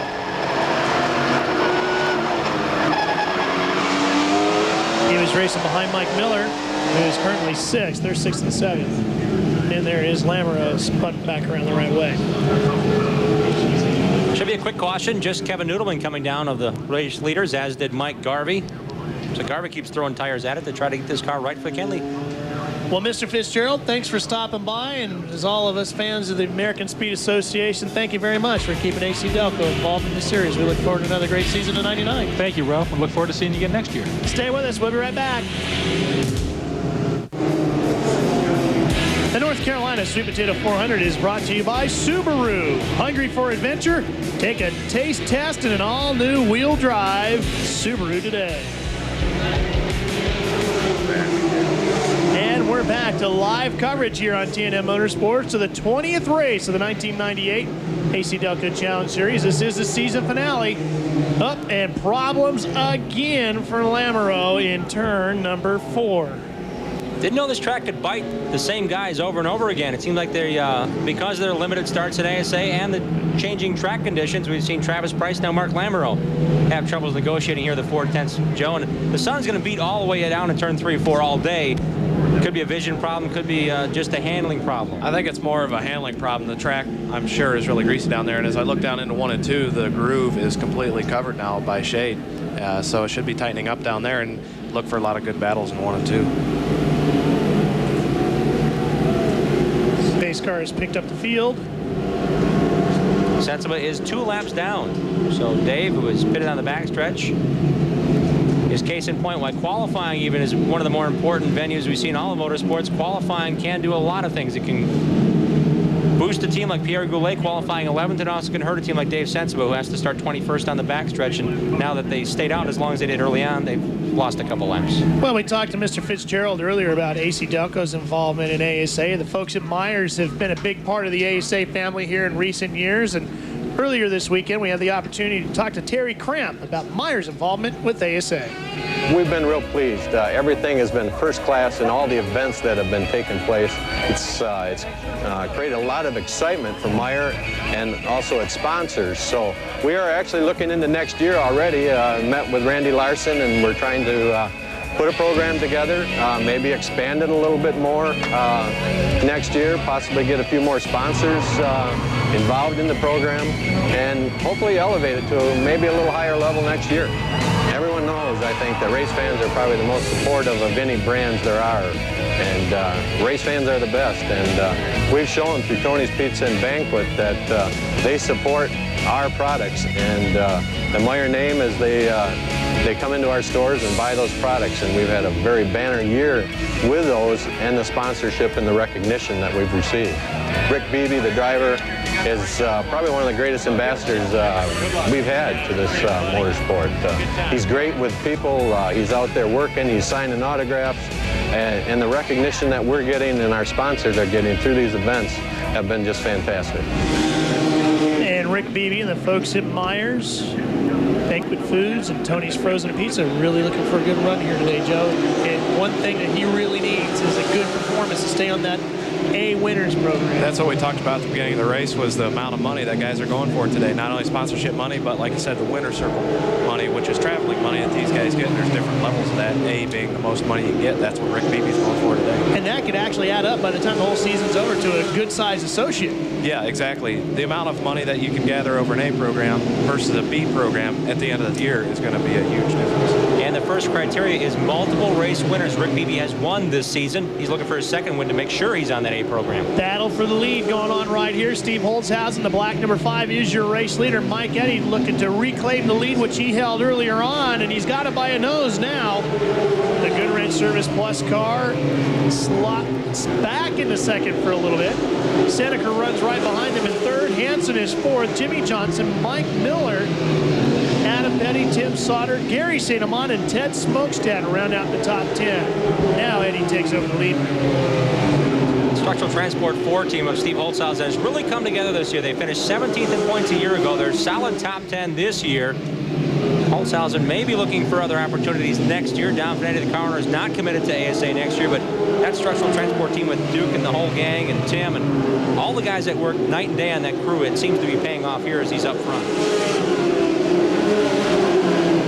Steve Holzhausen is a man who really enjoys the great outdoors. You can't find Mike, you can't find Steve at the race shop. He's fishing somewhere. And every year at the banquet, it's hard to recognize him because he's got his hunting beard on. You know, he's up in Wisconsin near La Crosse. Fairground Speedway is where he's from, and he goes hunting as many times as he can. Likes fishing with his son Skyler every chance he gets. The Janny King 18 of Mike Miller sits in 7th. He's finally working his way up into this here a little bit, guys, and he started the day pretty good. Up to 3rd is where he qualified, as we're on board with Adam Petty. Now, Mike had some problems getting that car ready to qualify, but he got a good tip from Gary St. Amant that made all the difference. He qualified that car 3rd. What do you think, Dave? Well, according to Carl Hyland, the crew chief, they are fighting the track like everyone else, and they got Mike a little bit too loose on the adjustment, so they tightened it back up, and now they think the car is more in a neutral state where he can drive it better on the track, and now he's moving up. Well, they're also fighting a flu bug. Everybody on that team, including the driver, Mike Miller, has been fighting a bug all week long, so they're all a little bit under the weather. And due to some of those accordion contacts, we see a little damage on the front nose of Adam Petty's car. The Myers, Tony's Pizza, Banquet Frozen Foods race recap. 7 leaders, 10 lead changes. It says a lot about ASA racing, how exciting it can be. 10 cautions, though, but most of those coming from 2 cars, it seems like, unfortunately, for those 2 drivers here today.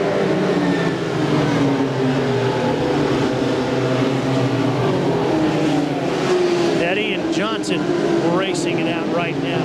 Many people at the beginning of the year, Ralph, thought this would be the battle for the rookie title. Jimmy Johnson has secured 4th in the points, perhaps even 3rd with his finish today, depending on where he and Mike Miller finish in the event. Adam Petty, however, has struggled in this series. He has a win at I-70. He has 2 pole positions, including the Minnesota State Fair, a track where it's a very tight schedule, and he adapted very quickly to the racetrack. But what his problem was, I guess, if there is a call a problem, Jimmy Johnson's consistency and Adam having a few problems mechanically, that really kind of put him behind and added pressure to that Spree prepaid phone card team. Well, this could be good. Mike Eddy in the 88 and Bob Seneca in the 84 going at it, and then right behind him, fighting it out for 4th, Jimmy Johnson and Adam Petty. A couple of grizzled veterans up front and a couple of young lions behind him. They can't wait to tear that yellow stripe off the rear bumper, indicating rookie status. Joe, I know your rookie year was 1992. You must have had a ceremony of some sort because you kind of paid your dues over those 20 races. Yeah, I probably did have a ceremony, but I probably didn't deserve to take it off for a couple more years. So I didn't know where I was going. I was stuck in an asphalt car after racing dirt for a few years, and that sticker really should have come off for a couple of years. You know, Jim, you talked about everybody said they would be fighting for the Pat Shaw Rookie of the Year award. What they really ended up fighting for was rookie headlines, because even though the fight points-wise might not have been that close, they both stole a lot of the headlines over the year with their performances when they were one. Jimmy Johnson, a record-setting year. The only thing missing from his stellar cast is a victory in his book. Debris on the racetrack. That's going down into turn 4, 3 and 4. No, 1 and 2. Kind of near start-finish under Mike DeVente. Like a piece of exhaust pipe. These cars are required to run mufflers, so they are probably the quietest National Touring Series, Joe. I know they run a late model series here. They both practiced yesterday, and you can obviously tell the difference in sound. Yeah, it's a huge difference. I actually walked outside the track to get a bite to eat because they were so loud I wanted to get away from them. The decibel, I believe, is what, 95 or 100 decibels. They have to limit the cars with a Howe-built exhaust system. And they really are quiet, you know, and that's a nice thing about ASA is we can go into these local tracks that have houses around them and hold races during Sunday afternoons. That's what that, you know, offers for ASA. We can go into these tracks and do that. And they're they're putting on a good show here today at the season finale. 242 laps completed of the scheduled 400. Bob Seneker giving chase to Mike Eddy. Stay with TNN Motorsports as we continue to bring you live coverage of the North Carolina Sweet Potato 400, brought to you by Get to it. Carolina Sweet Potato 400 presented by Golden Corral Restaurants is getting pretty racy as Bob Seneker and Mike Eddy mix it up for the lead here. 252 laps complete.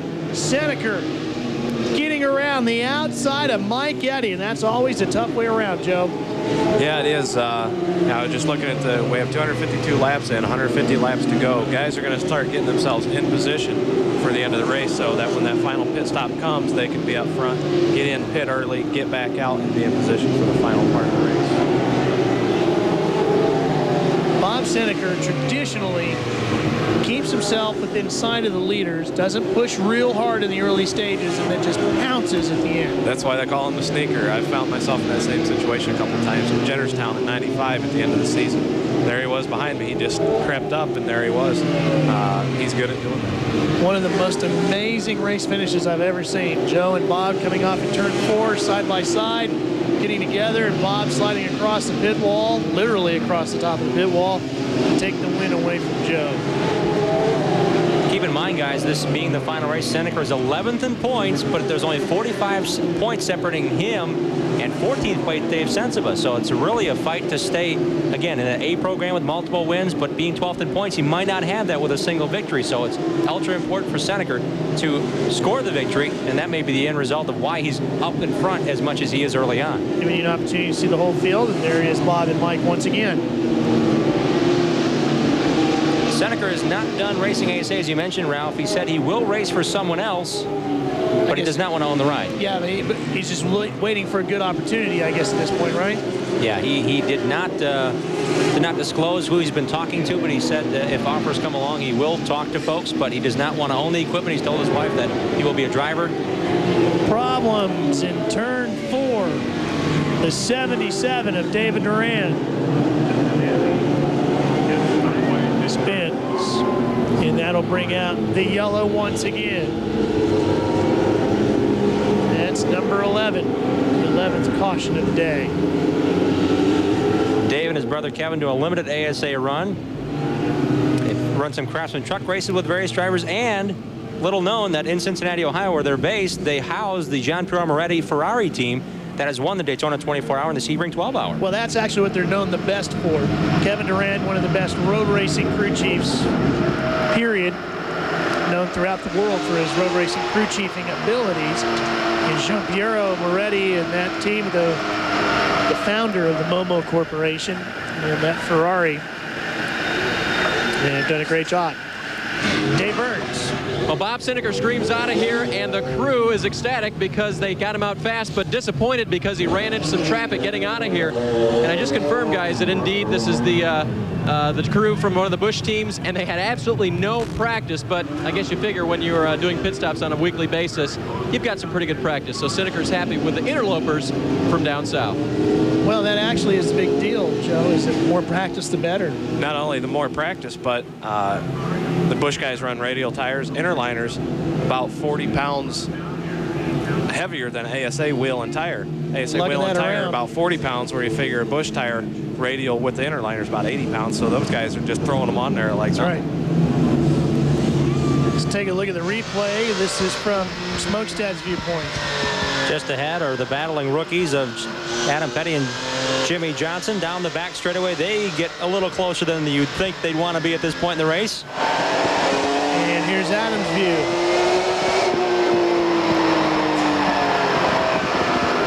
Caution is up ahead here. Look at the glare. Hard to see going in the corner. There's contact. Good short track racing. A couple of donuts on the side of that 45 for his efforts. Well, now Adam's going to get a chance to finally race against his dad coming up in a few months down the Snowball Derby. Coming up in December, 2nd through the 6th, down in Florida at Five Flags Speedway. Adam, Kyle, going to go at it. We'll be back in the North Carolina Sweet Potato 400 after this. We've just gone back to green here in Kenly, North Carolina, where Rick Beebe leads it. 268 laps, and the scheduled 400 are complete. Bob Seneca runs in second in that blue 84, the Bluebird, right behind the Myers Banquet Foods Tony's Pizza number 23. 40 car Peter Cozzolino completing his rookie season, and the Big Mac McDonald Chevrolet is 1 lap down, about to go 2 laps down. If this lead battle ever settles out, Seneca wants to get on the outside of Beebe, but again, the lap car of Cozzolino lies just ahead. Bobby's good up top, isn't he? Yeah, it really is. And see a little bit of contact there. Just watching Rick Beebe's car, you can see the way he's got it set up. It looks like the rear end of the car springs and shocks are really soft as you watch him go down the backstretch here. The rear end really squats when he dives in the corner, and then the nose piece really dives. How much brake do you use here, Joe? I noticed a lot in practice and qualifying. Going into 3, it's like you let off the gas and it's almost like the front end wants to hit the ground as hard as they hit the brakes. Right, you're not on the brakes very long, but you do use them hard when you're on them. And that's why you'll see like the rear end squatted as they're going down the front or back stretch, and then as they go into the corner, the nose piece just dives down and looks like it's going to hit the ground. That's from hitting the brakes so hard, but they're not on them for very long at all. Third on back here, Jimmy Johnson, the white 44, Mike Eddy, the black 88, on board with Adam Petty. He's in 5th. Mike Miller, Gary St. Amant, the newly crowned ASA champ for 1998, is 7th. Holzhausen, Tim Sauter, and Ted Smokestad with Scott Hansen running 11th. Pole sitter Jack Landis is 12th. Mike Garvey 13th. Peter Cozzolino is in 14th position, unofficially 1 lap down. If you're just tuning in, TNN bringing you live coverage of the North Carolina Sweet Potatoes 400 presented by Golden Corral Restaurants. This is the 20th race and final event of the 1998 AC-Delco Challenge Series. Gary St. Amant has wrapped up the championship. All he had to do was take the green flag today. He did that, and he is the 98 Series titleist. There he is in the wins. Orange and black, number 7. Currently running in 9th. I asked Gary what he was going to treat himself to since he finally completed this goal of his to win the ASA title. He said, I'm going to build myself a late model, and I'm going to go down and run in Nashville, the 400, the All-American 400 coming up. He says, I haven't been there since I won it. I'm going to go win it again. So the present to himself. Go ahead. I was going to say he and his white Tracer are expecting, so that could be a well-deserved gift before years out. Yeah. And I bumped into Truck out in the parking lot. Truck, of course, is his tire guy. They call him Truck anyways. Ran into him unloading out of the back of the Cadillac a big bottle of champagne. Certainly deserving for that team. Again, just 2 finishes outside the top 10. We thought Kevin Sawinski 1 year ago in winning the championship was impressive. Gary has actually had a better finishing position average than Sawinski. We thought would be untouchable, but Gary and the entire automotive promotions team have got their act together. Great battle for 5th going on here. Tim Sauter, the blue and white, number 9, getting inside of Jimmy Johnson. Here's Mike Garvey on the low side of you there, the 8 car. He runs in 10th, and you just got around Ted Smokestad in the Tecumseh number 1.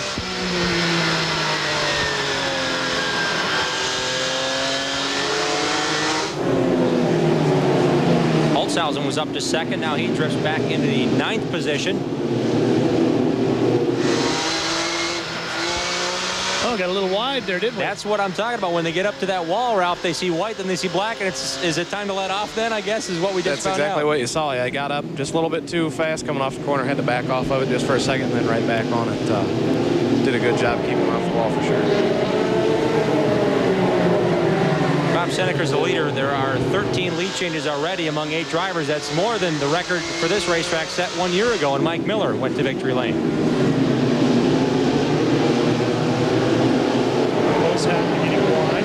Looks like a little hood damage on the 8 car. It's been that way a little while. We see the white racer's tape flapping on that Metro Milwaukee Auto Auction Pontiac, and he runs to the inside of Jimmy Johnson trying to hold on. Garvey was the benefactor of the most recent caution because he was about as straight away from getting lapped. They threw right side tires on that Pontiac, and off he goes into the top 10 again.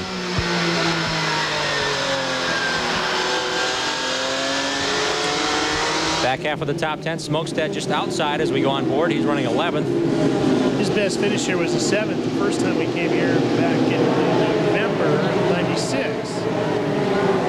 Let's check in with with Dave Burns on the condition of the track here today, Dave. Well, Ralph, it's been kind of hard to tell who's really a good car today because so many cars have come to the front, then they've gone to the back, then they've resurfaced. Mike Garvey being a perfect example. You showed him going around the 44 car of Jimmy Johnson recently.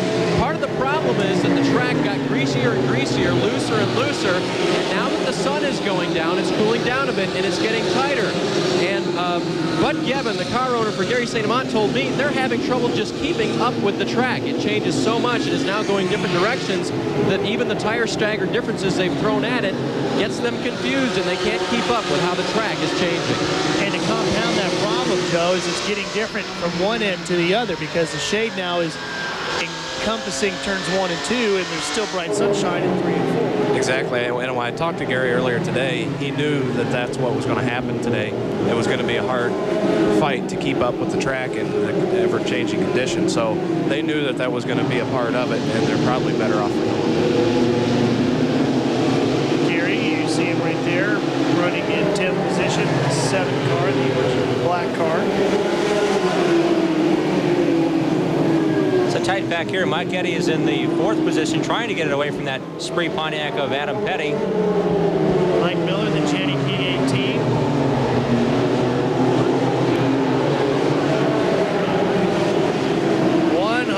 Laps to go.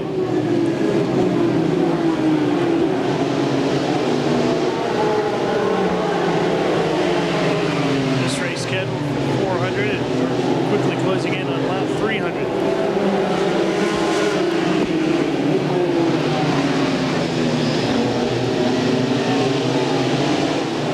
Today have gone from the back to the front, to the back, and back up to the front. We've seen a lot of that this afternoon. One exception, the leader of the race right now, Bob Seneca. I don't believe he's been out of the top 5 since very early on.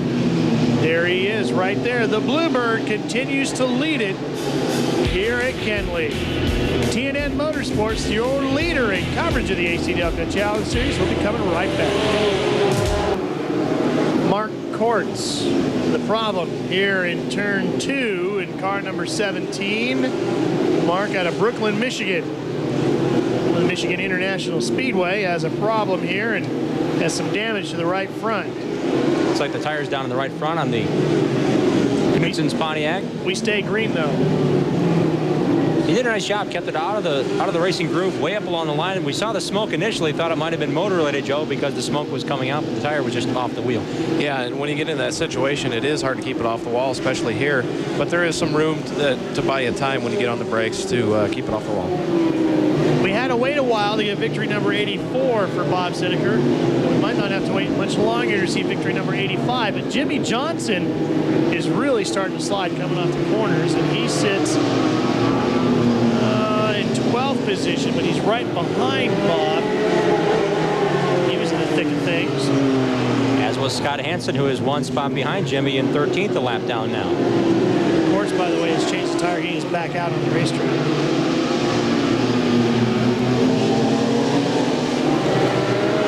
Looking back for the 23 of Rick Beebe, there he is. He sits in 5th. Mike Garvey was running with him. He is in 6th position. As many sets of tires Mike Garvey and that entire All-Star Racing crew have put on this car, it seems like now it's working the best when the conditions have settled a bit with the turns 1 and 2 cooling off, and he's able to hold the inside line. Joe, 309 laps completed, 308 laps completed. Inside of 100 laps, you think we're going to need one more pit stop, or are we pretty much good to go from here? I bet you it's going to be mixed. There's going to be guys that are going to pit again, and there's going to be guys that will stay out. The guys that will stay out, it may not be hard to tell who that is because they're going to be trying to keep their tires underneath them. The guys like Jimmy Johnson that might be sliding their tires a little bit, they need to come in and get tires because their tires are heated up right now. As we see Hansen come down there. Dave? Ralph, down here, that's pretty much the idea. If they don't have to come in, they will not. But if they do, but if there is a caution, everyone is probably going to come in because who wouldn't take the chance to throw new rubber at least the right side?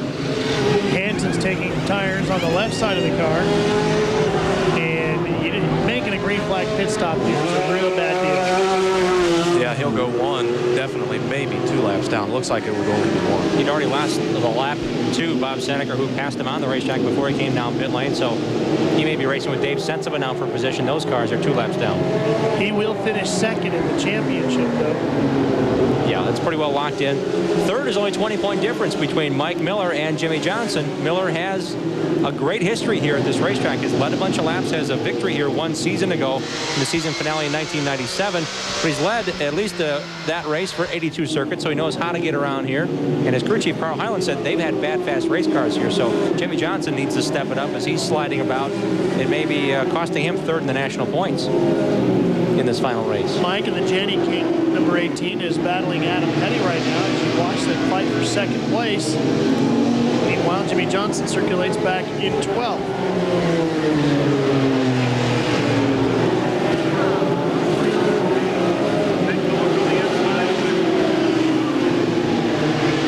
And Mike is pretty much just staying in the same groove there, Joe. Yeah, he's just right behind him. Right there. At what point do they consider making a pit stop for track position? You mentioned how the tires may go away, but if we get past lap 400, maybe to lap 420, 430, would that be the ultimate choice? Would it be a sacrifice of track position if you did come into pit just to get a little fresher tires? Yeah, I think the other part that comes into that is the fact that how many laps you have left. Can you get back to the front of the field? Guys will start weighing, do they want to fall back a couple positions, or do they feel like they come in, take tires, and go up a bunch of positions? So I think this is a track that when it's cool, they'll be able to come in front. Well, you can see Bob Seneca with just about a half a track lead as we work our way towards a conclusion. Stay with us, we're coming back. The North Carolina Sweet Potato 400 is brought to you by Tecumseh Engines, power to do things right.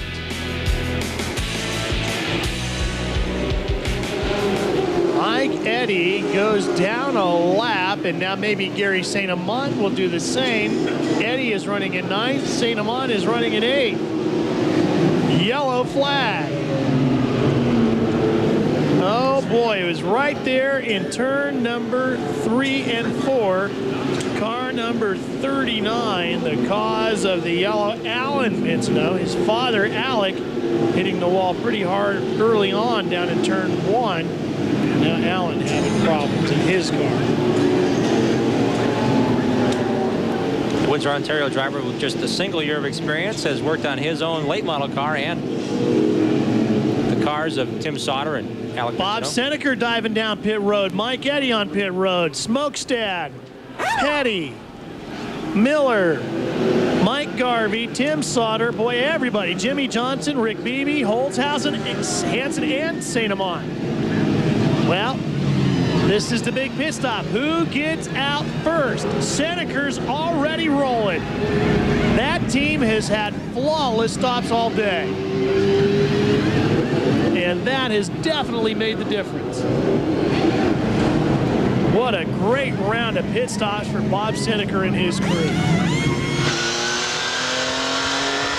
Joe Knott also came out second in that mix. Excuse me, not Joe Knott. I knew I'd say that at least once, Joe. It's now Ted Smokestad in the Tecumseh Pontiac. Joe Knott joining us here on the broadcast, and they had a great stop for that Lefebvre Racing team. They came out right behind Seneca, and they were hunting around in the top 5, but were not second on the racetrack before the caution, so they picked up some spots as well. Also joining the Busch team on the 84 team is my roommate. It's Steve Mitchell, who has been with me for a couple years now, actually 6 years, but we've been roommates for 2, and he's been doing a heck of a job jacking for Bob Seneca today. They've had great stops. Well, we have got 326 laps completed of the scheduled 400. We have completed our last pit stops and a brake fire on the 17 on that right front. Heated that one up pretty good. We'll get that out. We'll clean things up around the racetrack. We'll tidy everybody up back behind Bob Seneca. The North Carolina Sweet Potato 400 continues. We're back to Kenly, North Carolina. The North Carolina Sweet Potato 400 presented by Golden Corral Restaurants.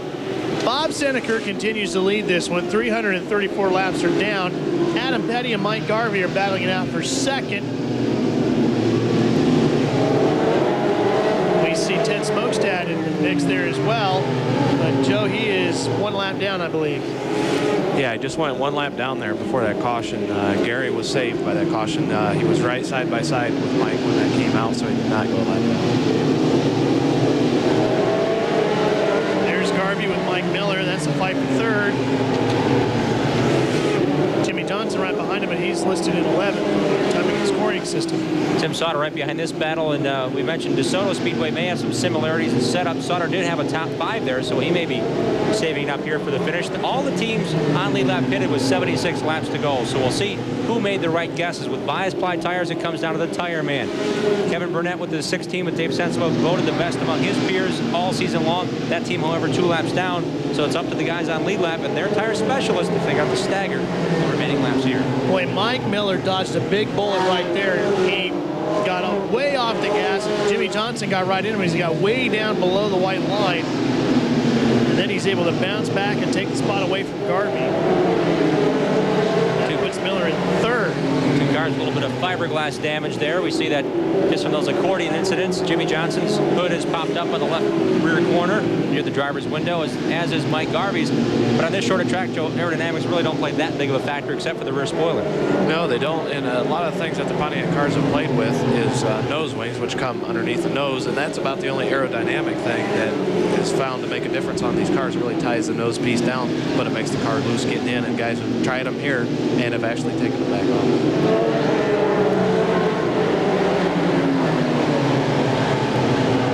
Garvey, he's getting ready to move up to Minnesota, the driver of that 8 car, to take over the controls of the Lefebvre Racing operation. And that's big. A lot of times we don't think about everything that's affected there with a driver, especially like Mike, who's a family man. He's got to move his wife, Lisa, and their kids up from Georgia, where they've pretty much spent their entire life, now all the way to Minnesota. Lisa and the kids are going to get their first look at it this week.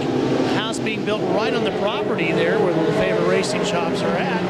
And Mike has pretty much figured that he is going to have to burn up a credit card at the Mall of America to make nice with Lisa and the kids. It's right down the road, only about 15 miles. I know I've been there plenty of times, and Lefebvre Compound really is an awesome facility. 2 buildings. Scott's building a new house right there next to the shop, and it's going to be great. The only thing Mike's going to have to adjust to is now he's got winter. Yeah.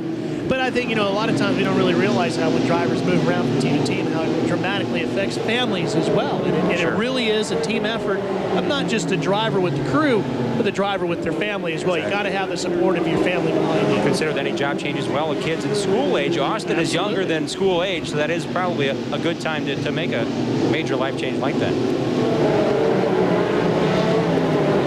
A little bit of smoke out the back end of Mike Garvey's number 8. It may just be out of the fuel fill or fuel overflow. I can't tell which, but it seems to spray out a bit of white spray out the left rear corner of that Metro Milwaukee Auto Auction Pontiac.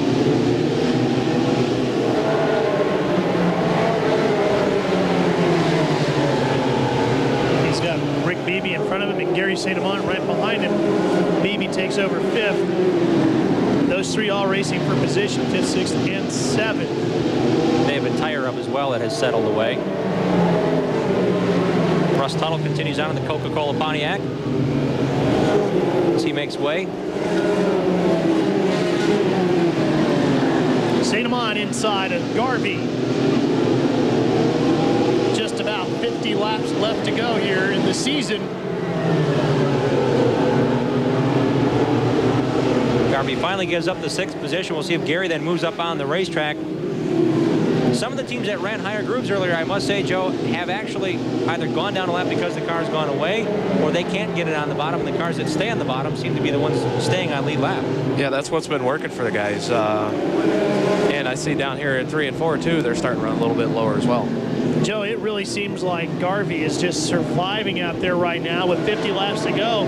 It also looks like Adam Petty starting to reel in Bob Seneker a little bit. 2/10 that lap. It was 1.3 seconds down to 1.1. So Adam Petty along with him down the front stretch here. The back stretch, goes around the lap car of Dave Sensiba. So it may come down to track position as he's gobbling it up. Those lap cars become a huge factor as he's trying to close the gap. I know Bob Seneker took on lefts, and I believe that Adam Petty took on rights. So we can see which plays out to be the best.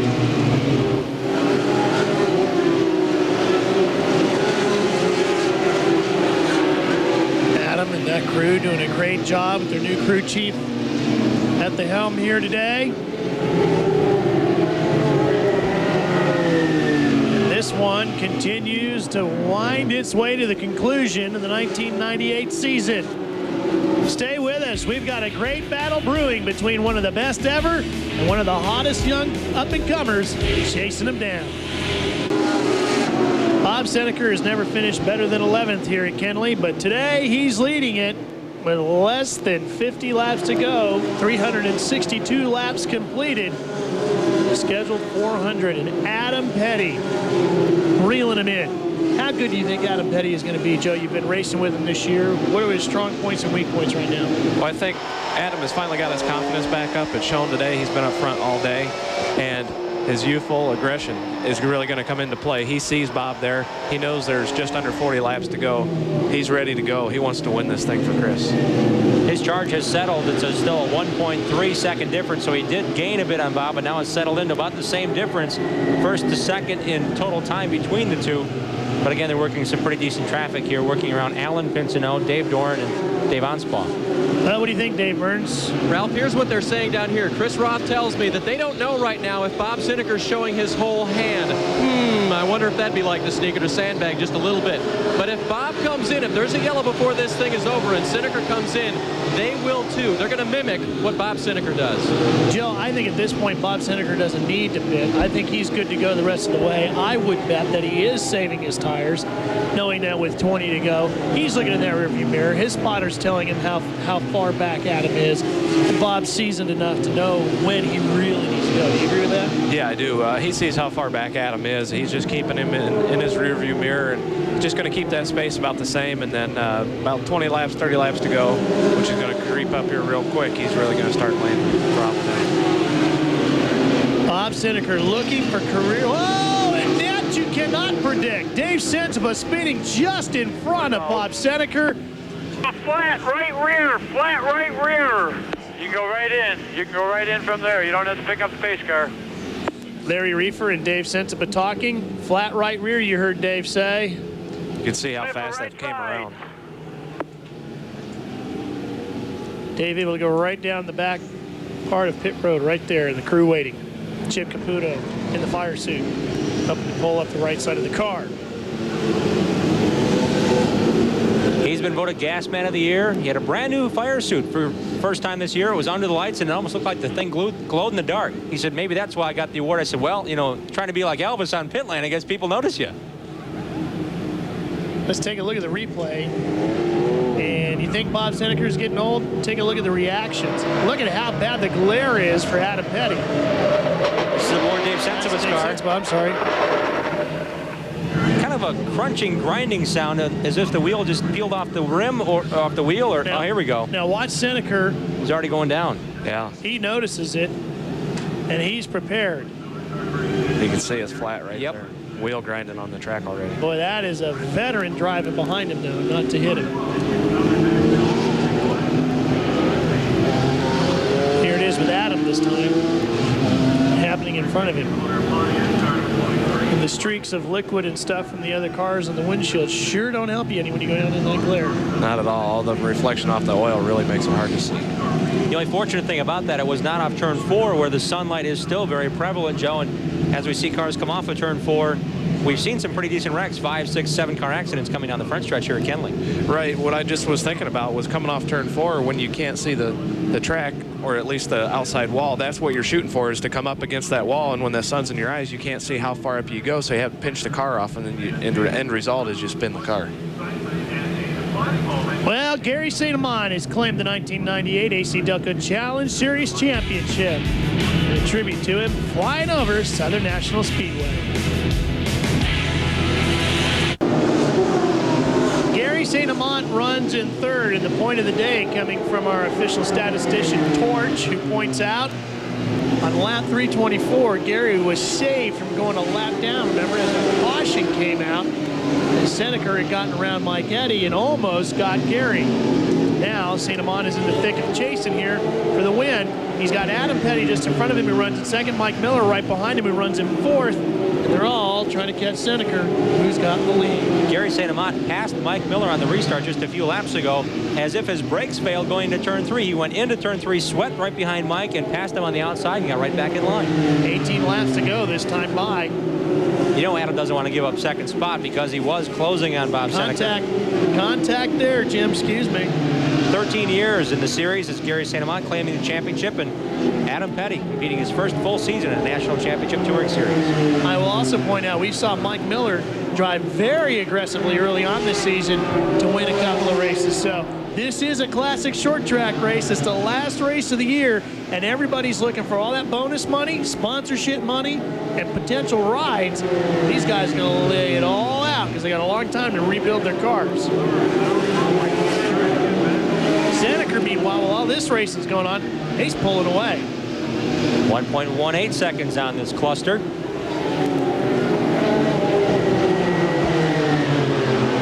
think that advantage will grow this time as Adam and Gary once again off of turn number 2 make contact. Another 1/10 of a second they lost there to Bob Seneca, who just left the screen up the upper left. JR Automation, Lane Automotive on Seneca's car, pulling away from this battle. Around Dave Anspaugh, contact again with Adam. It appears Gary's the faster car. Adam just doesn't want to give it up. What's the rule of thumb on that, Joe? You're Adam.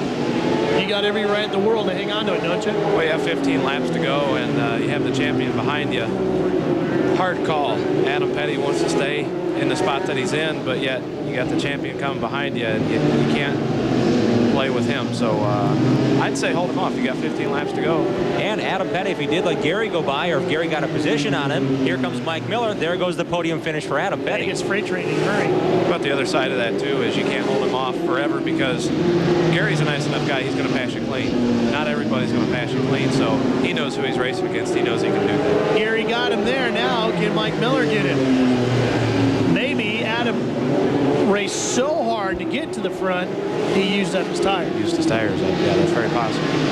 Jenna King Pontiac putting a little bump on the back end of this free prepaid phone card Pontiac of Petty. And Mike Miller is looking for a good run here. Adam Petty has just 2 top 5 finishes, his win at I-70, but only last race he finished 5th at Hawkeye Downs. So he wants to add to that total. It's his goal beginning of the year. Adam wanted to finish top 10, run a bunch of laps, and have good finishes like we're finally seeing at the end of the season. He's done a great job this year.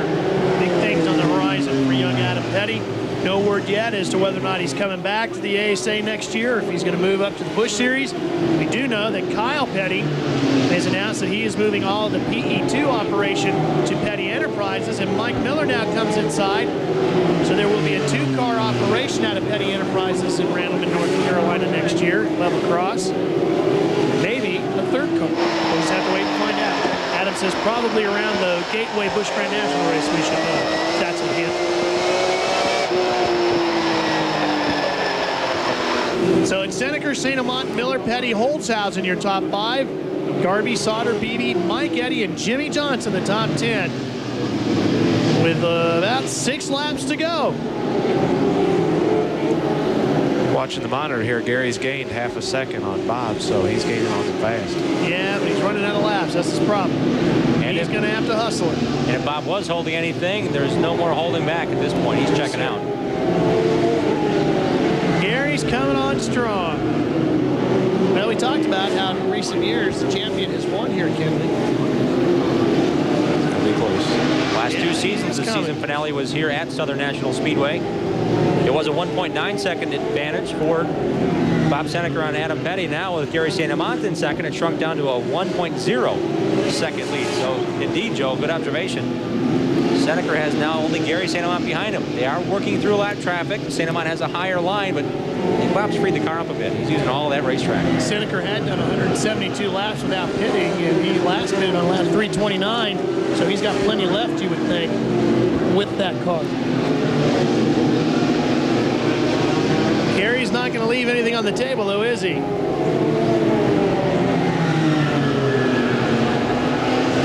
Should be just about 2 laps to go this time by, and that's going to be the problem for Gary.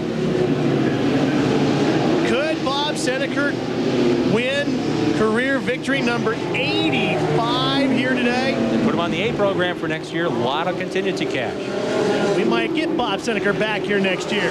Bob Seneker with one more lap to go in the 1998 AC-Delco Challenge Series season.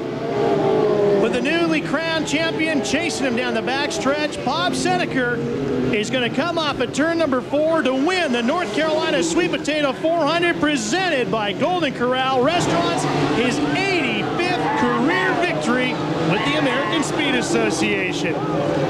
What an absolutely fantastic career Bob Seneker has had in ASA competition. Will it be his last race? Or is it just a change of car seats for Bob Seneker? We'll have to ask him when he pulls into victory lane. When he won in Milwaukee, he said the victory kind of made him think a little bit about it. Maybe 2 victories was good enough to get him to come back. Stay with us to find out. Well, he has done it. Bob Seneker has gotten his 85th career victory. Well, Dave Burns, let's find out. Is he coming back? Well, we'll ask him that. Bob, first of all, I don't recognize half the people on your team today. Where did the idea come up to get these guys involved in the North Carolina Sweet Potatoes 400? Well, these guys, Hal went to Larry's bar last night, picked these guys up, brought them over this morning. That doesn't surprise me. Give them a little bit of training. Hey, they're awesome, aren't they? They did great. Now, did you decide early on in the race to run that low groove? Because the pole sitter said the winner would come if he can run the low groove. But did you find that out during the race, or did you set up to run low all day? Oh, you never can plan for this racetrack. You just got to go where the groove goes. A couple years ago, when the 5 car, I forget what it was, went around the outside, 7 car, we finally moved up and we caught them. And sometimes it's the high groove, sometimes it's the bottom. I was using everything. All right, Bob, the big question now, you've won your 85th race here in your 21st season, or actually 26th season.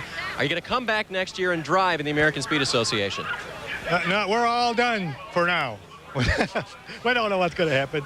I can't say enough for this crew. They're really, my old boy Todd here. I understand Todd Ziegler is kind of in charge today, is that right? He and Hal will take care of business, and he brought over some of his NASCAR buddies to do the pit stops. Boy, that makes racing easy when you got a good pit stop. All right, guys, and just like the baseball race this year, guys, they've both been pointing at each other saying, he's the man, he's the man. Bob Seneker is the man, 85 victories in the ASA. He is that. Will he be back? Yeah, well, I guess we'll just have to wait and see. Bob not going to make any decisions right now. He's going to enjoy the day. But don't go away, because we're going to come back as you see our wins unofficial results to talk to the 1998 AC-Delco Challenge Series champion, Gary St. Amand, who finished second here today in the North Carolina Sweet Potato 400 as you take a look at the full field. Senseman ended up in the 16th position. Alan Pincinello in 19th in his first ASA start. Russ Tuttle 23rd. Greg Stewart at his home track finishing in the 25th position. Scott Wimmer's initial start credits him with 27th at the finish. Buddy Schrock qualified 7th, had some steering problems. Ended up well down in the order. And Alec Pincinello, first car out for that Windsor, Ontario businessman. Well, our champ has been found by Dave Burns. Dave? And Gary St. Amand is here on pit wall. Almost did it for the 3rd year in a row, the champion, coming from a poor qualifying spot to win the race, but not quite enough for Bob there at the end. How many more laps did you need? I don't know. You know, I was driving the wheels off the car, and I know every lap I went, you know, I was wearing it out a little bit more, and I was reeling them in there pretty good, and guys using the car up. It's hard to say. It would have been one thing to catch him, you know, but to get around him, it had been awful tough. What about getting around Adam Petty? You were pretty nice to him for a while there, but then you started nudging him a little bit. You hated to go to the low groove? Well, you know, Adam had a pretty good car there, and, you know, I was pretty tough on the outside. He moved up on me, and that kind of aggravated me a little bit, and I started going to the bottom, and he moved down, and had to show him the bumper a few times. You know, he's 18 years old. He's going to be a hell of a shoe, and that's the way you learn, you know, and Adam drove a hell of a race, and got to congratulate Bob Seneker, Mike Eddy for their podium, or Mike Miller for their podium finishes. Got to thank Wins, all the people out in Azusa, all the distributors. You know, the distributors are why we're here, and this championship is definitely for them. You know, Lane Automotive, Doug, Dan, and George, you know, they support us all year. Gaining Transportation, you know, we just have a super backing. K-Tech Engines, Port City Racing, Harley Bovey gives us the best race cars built. and Turbo Blue Racing Fuel, among the many others. I think that's about everybody. Who's this call from, Gary? Who's the call from? Chuck Howlett. Chuck Howlett. How you doing? How you doing, Chuck? One of the Wins representative giving him a call here. As Gary St. Amant wraps up his championship season, a second-place finish here at North Carolina. Oh, he'll be getting a lot of phone calls for weeks to come as Gary St. Amant has completed a boyhood dream of winning the AC-Delco Challenge Series Championship. We got more for you from Kenley. Don't go away. We're not done yet with this season. Well, it's time to announce our final 1997 winner of a Uniden Bearcat scanner, along with a one-year Racers Frequency membership from Racing Electronics. The winner is Albert Goodwin Jr. from Waltham, Massachusetts. Enjoy your scanner from Racing Electronics, Walter or Albert, and thanks to all of you who sent in cards this year. And let's go down to Dave Burns with the man who wrapped up the Pat Shower Rookie of the Year Award, Jimmy Johnson. You bet, Ralph, and he basically beat up the rest of the rookies this year. Jimmy Johnson, coming from the Dirt Off-Road Series, winning the ASA Rookie of the Year. What does it mean to you? Oh, it means so much. Little did I ever think that we'd be able to do this, and hats off to Howie Leto, Herzog Motorsports. You know, they were behind me and made this come true, made this dream come true for me. AFCO, Pennzoil, Team Monte Carlo, Chevrolet's been behind me since day one, and I really got to thank them for their support. I got to say hi to my parents at home and all my friends, and thank my girlfriend Jessica for all her support, and I just can't believe it. You know, today we had a bad set of tires on. I thought we were there for the win, possibly. Bad set of tires, went down a lap, and team rallied back, did a good pit stop, got me out, and we salvaged, I think, fourth in points. So that on top of rookie, I just can't believe it. All right, and he's got nothing to be ashamed of today, Ralph. This team had 16 top 10 finishes and completed 99% of the laps, more than anybody else without a DNF. Let's take one final look at the 1998 AC-Delco Challenge Series point standings. Gary St. Amant, big number of points, Jim. Most ever gained in one season in ASA competition, so record-setting for Gary in his championship run. Scott Hansen had second locked up. Mike Miller did prevail with his podium finish in third in points. Johnson and Beebe are top five. They'll be going to the head table at the banquet in December. That's the next stop for all these drivers. They're going to leave the driver's suits behind, slap on the nice tuxedos, and we'll be at the Opryland Hotel December 12th in Nashville, Tennessee for the 1998 American Speed Association banquet. Well, TNN will once again be the leader in coverage of the AC-Delco Challenge Series in 1999. Right now, the season's scheduled to kick off sometime in early spring, maybe the end of March, beginning of April. Stay tuned to TNN Motorsports to find out exactly when you'll be able to see the ASA live on TNN. Two-way communications equipment for the AC-Delco Challenge Series is provided by Racing Electronics, official communications of the ASA. ASA Racing is produced for television by Silver Fox Sports, Charlotte, North Carolina. Experience Country.com, your personal source for all things country. For Dave Burns, Joe Knott, my good pal Jimmy Trado, thanks for a great racing season with the ASA here on TNN. We sure hope you enjoyed it. Congratulations, Gary. You are a great ASA champ.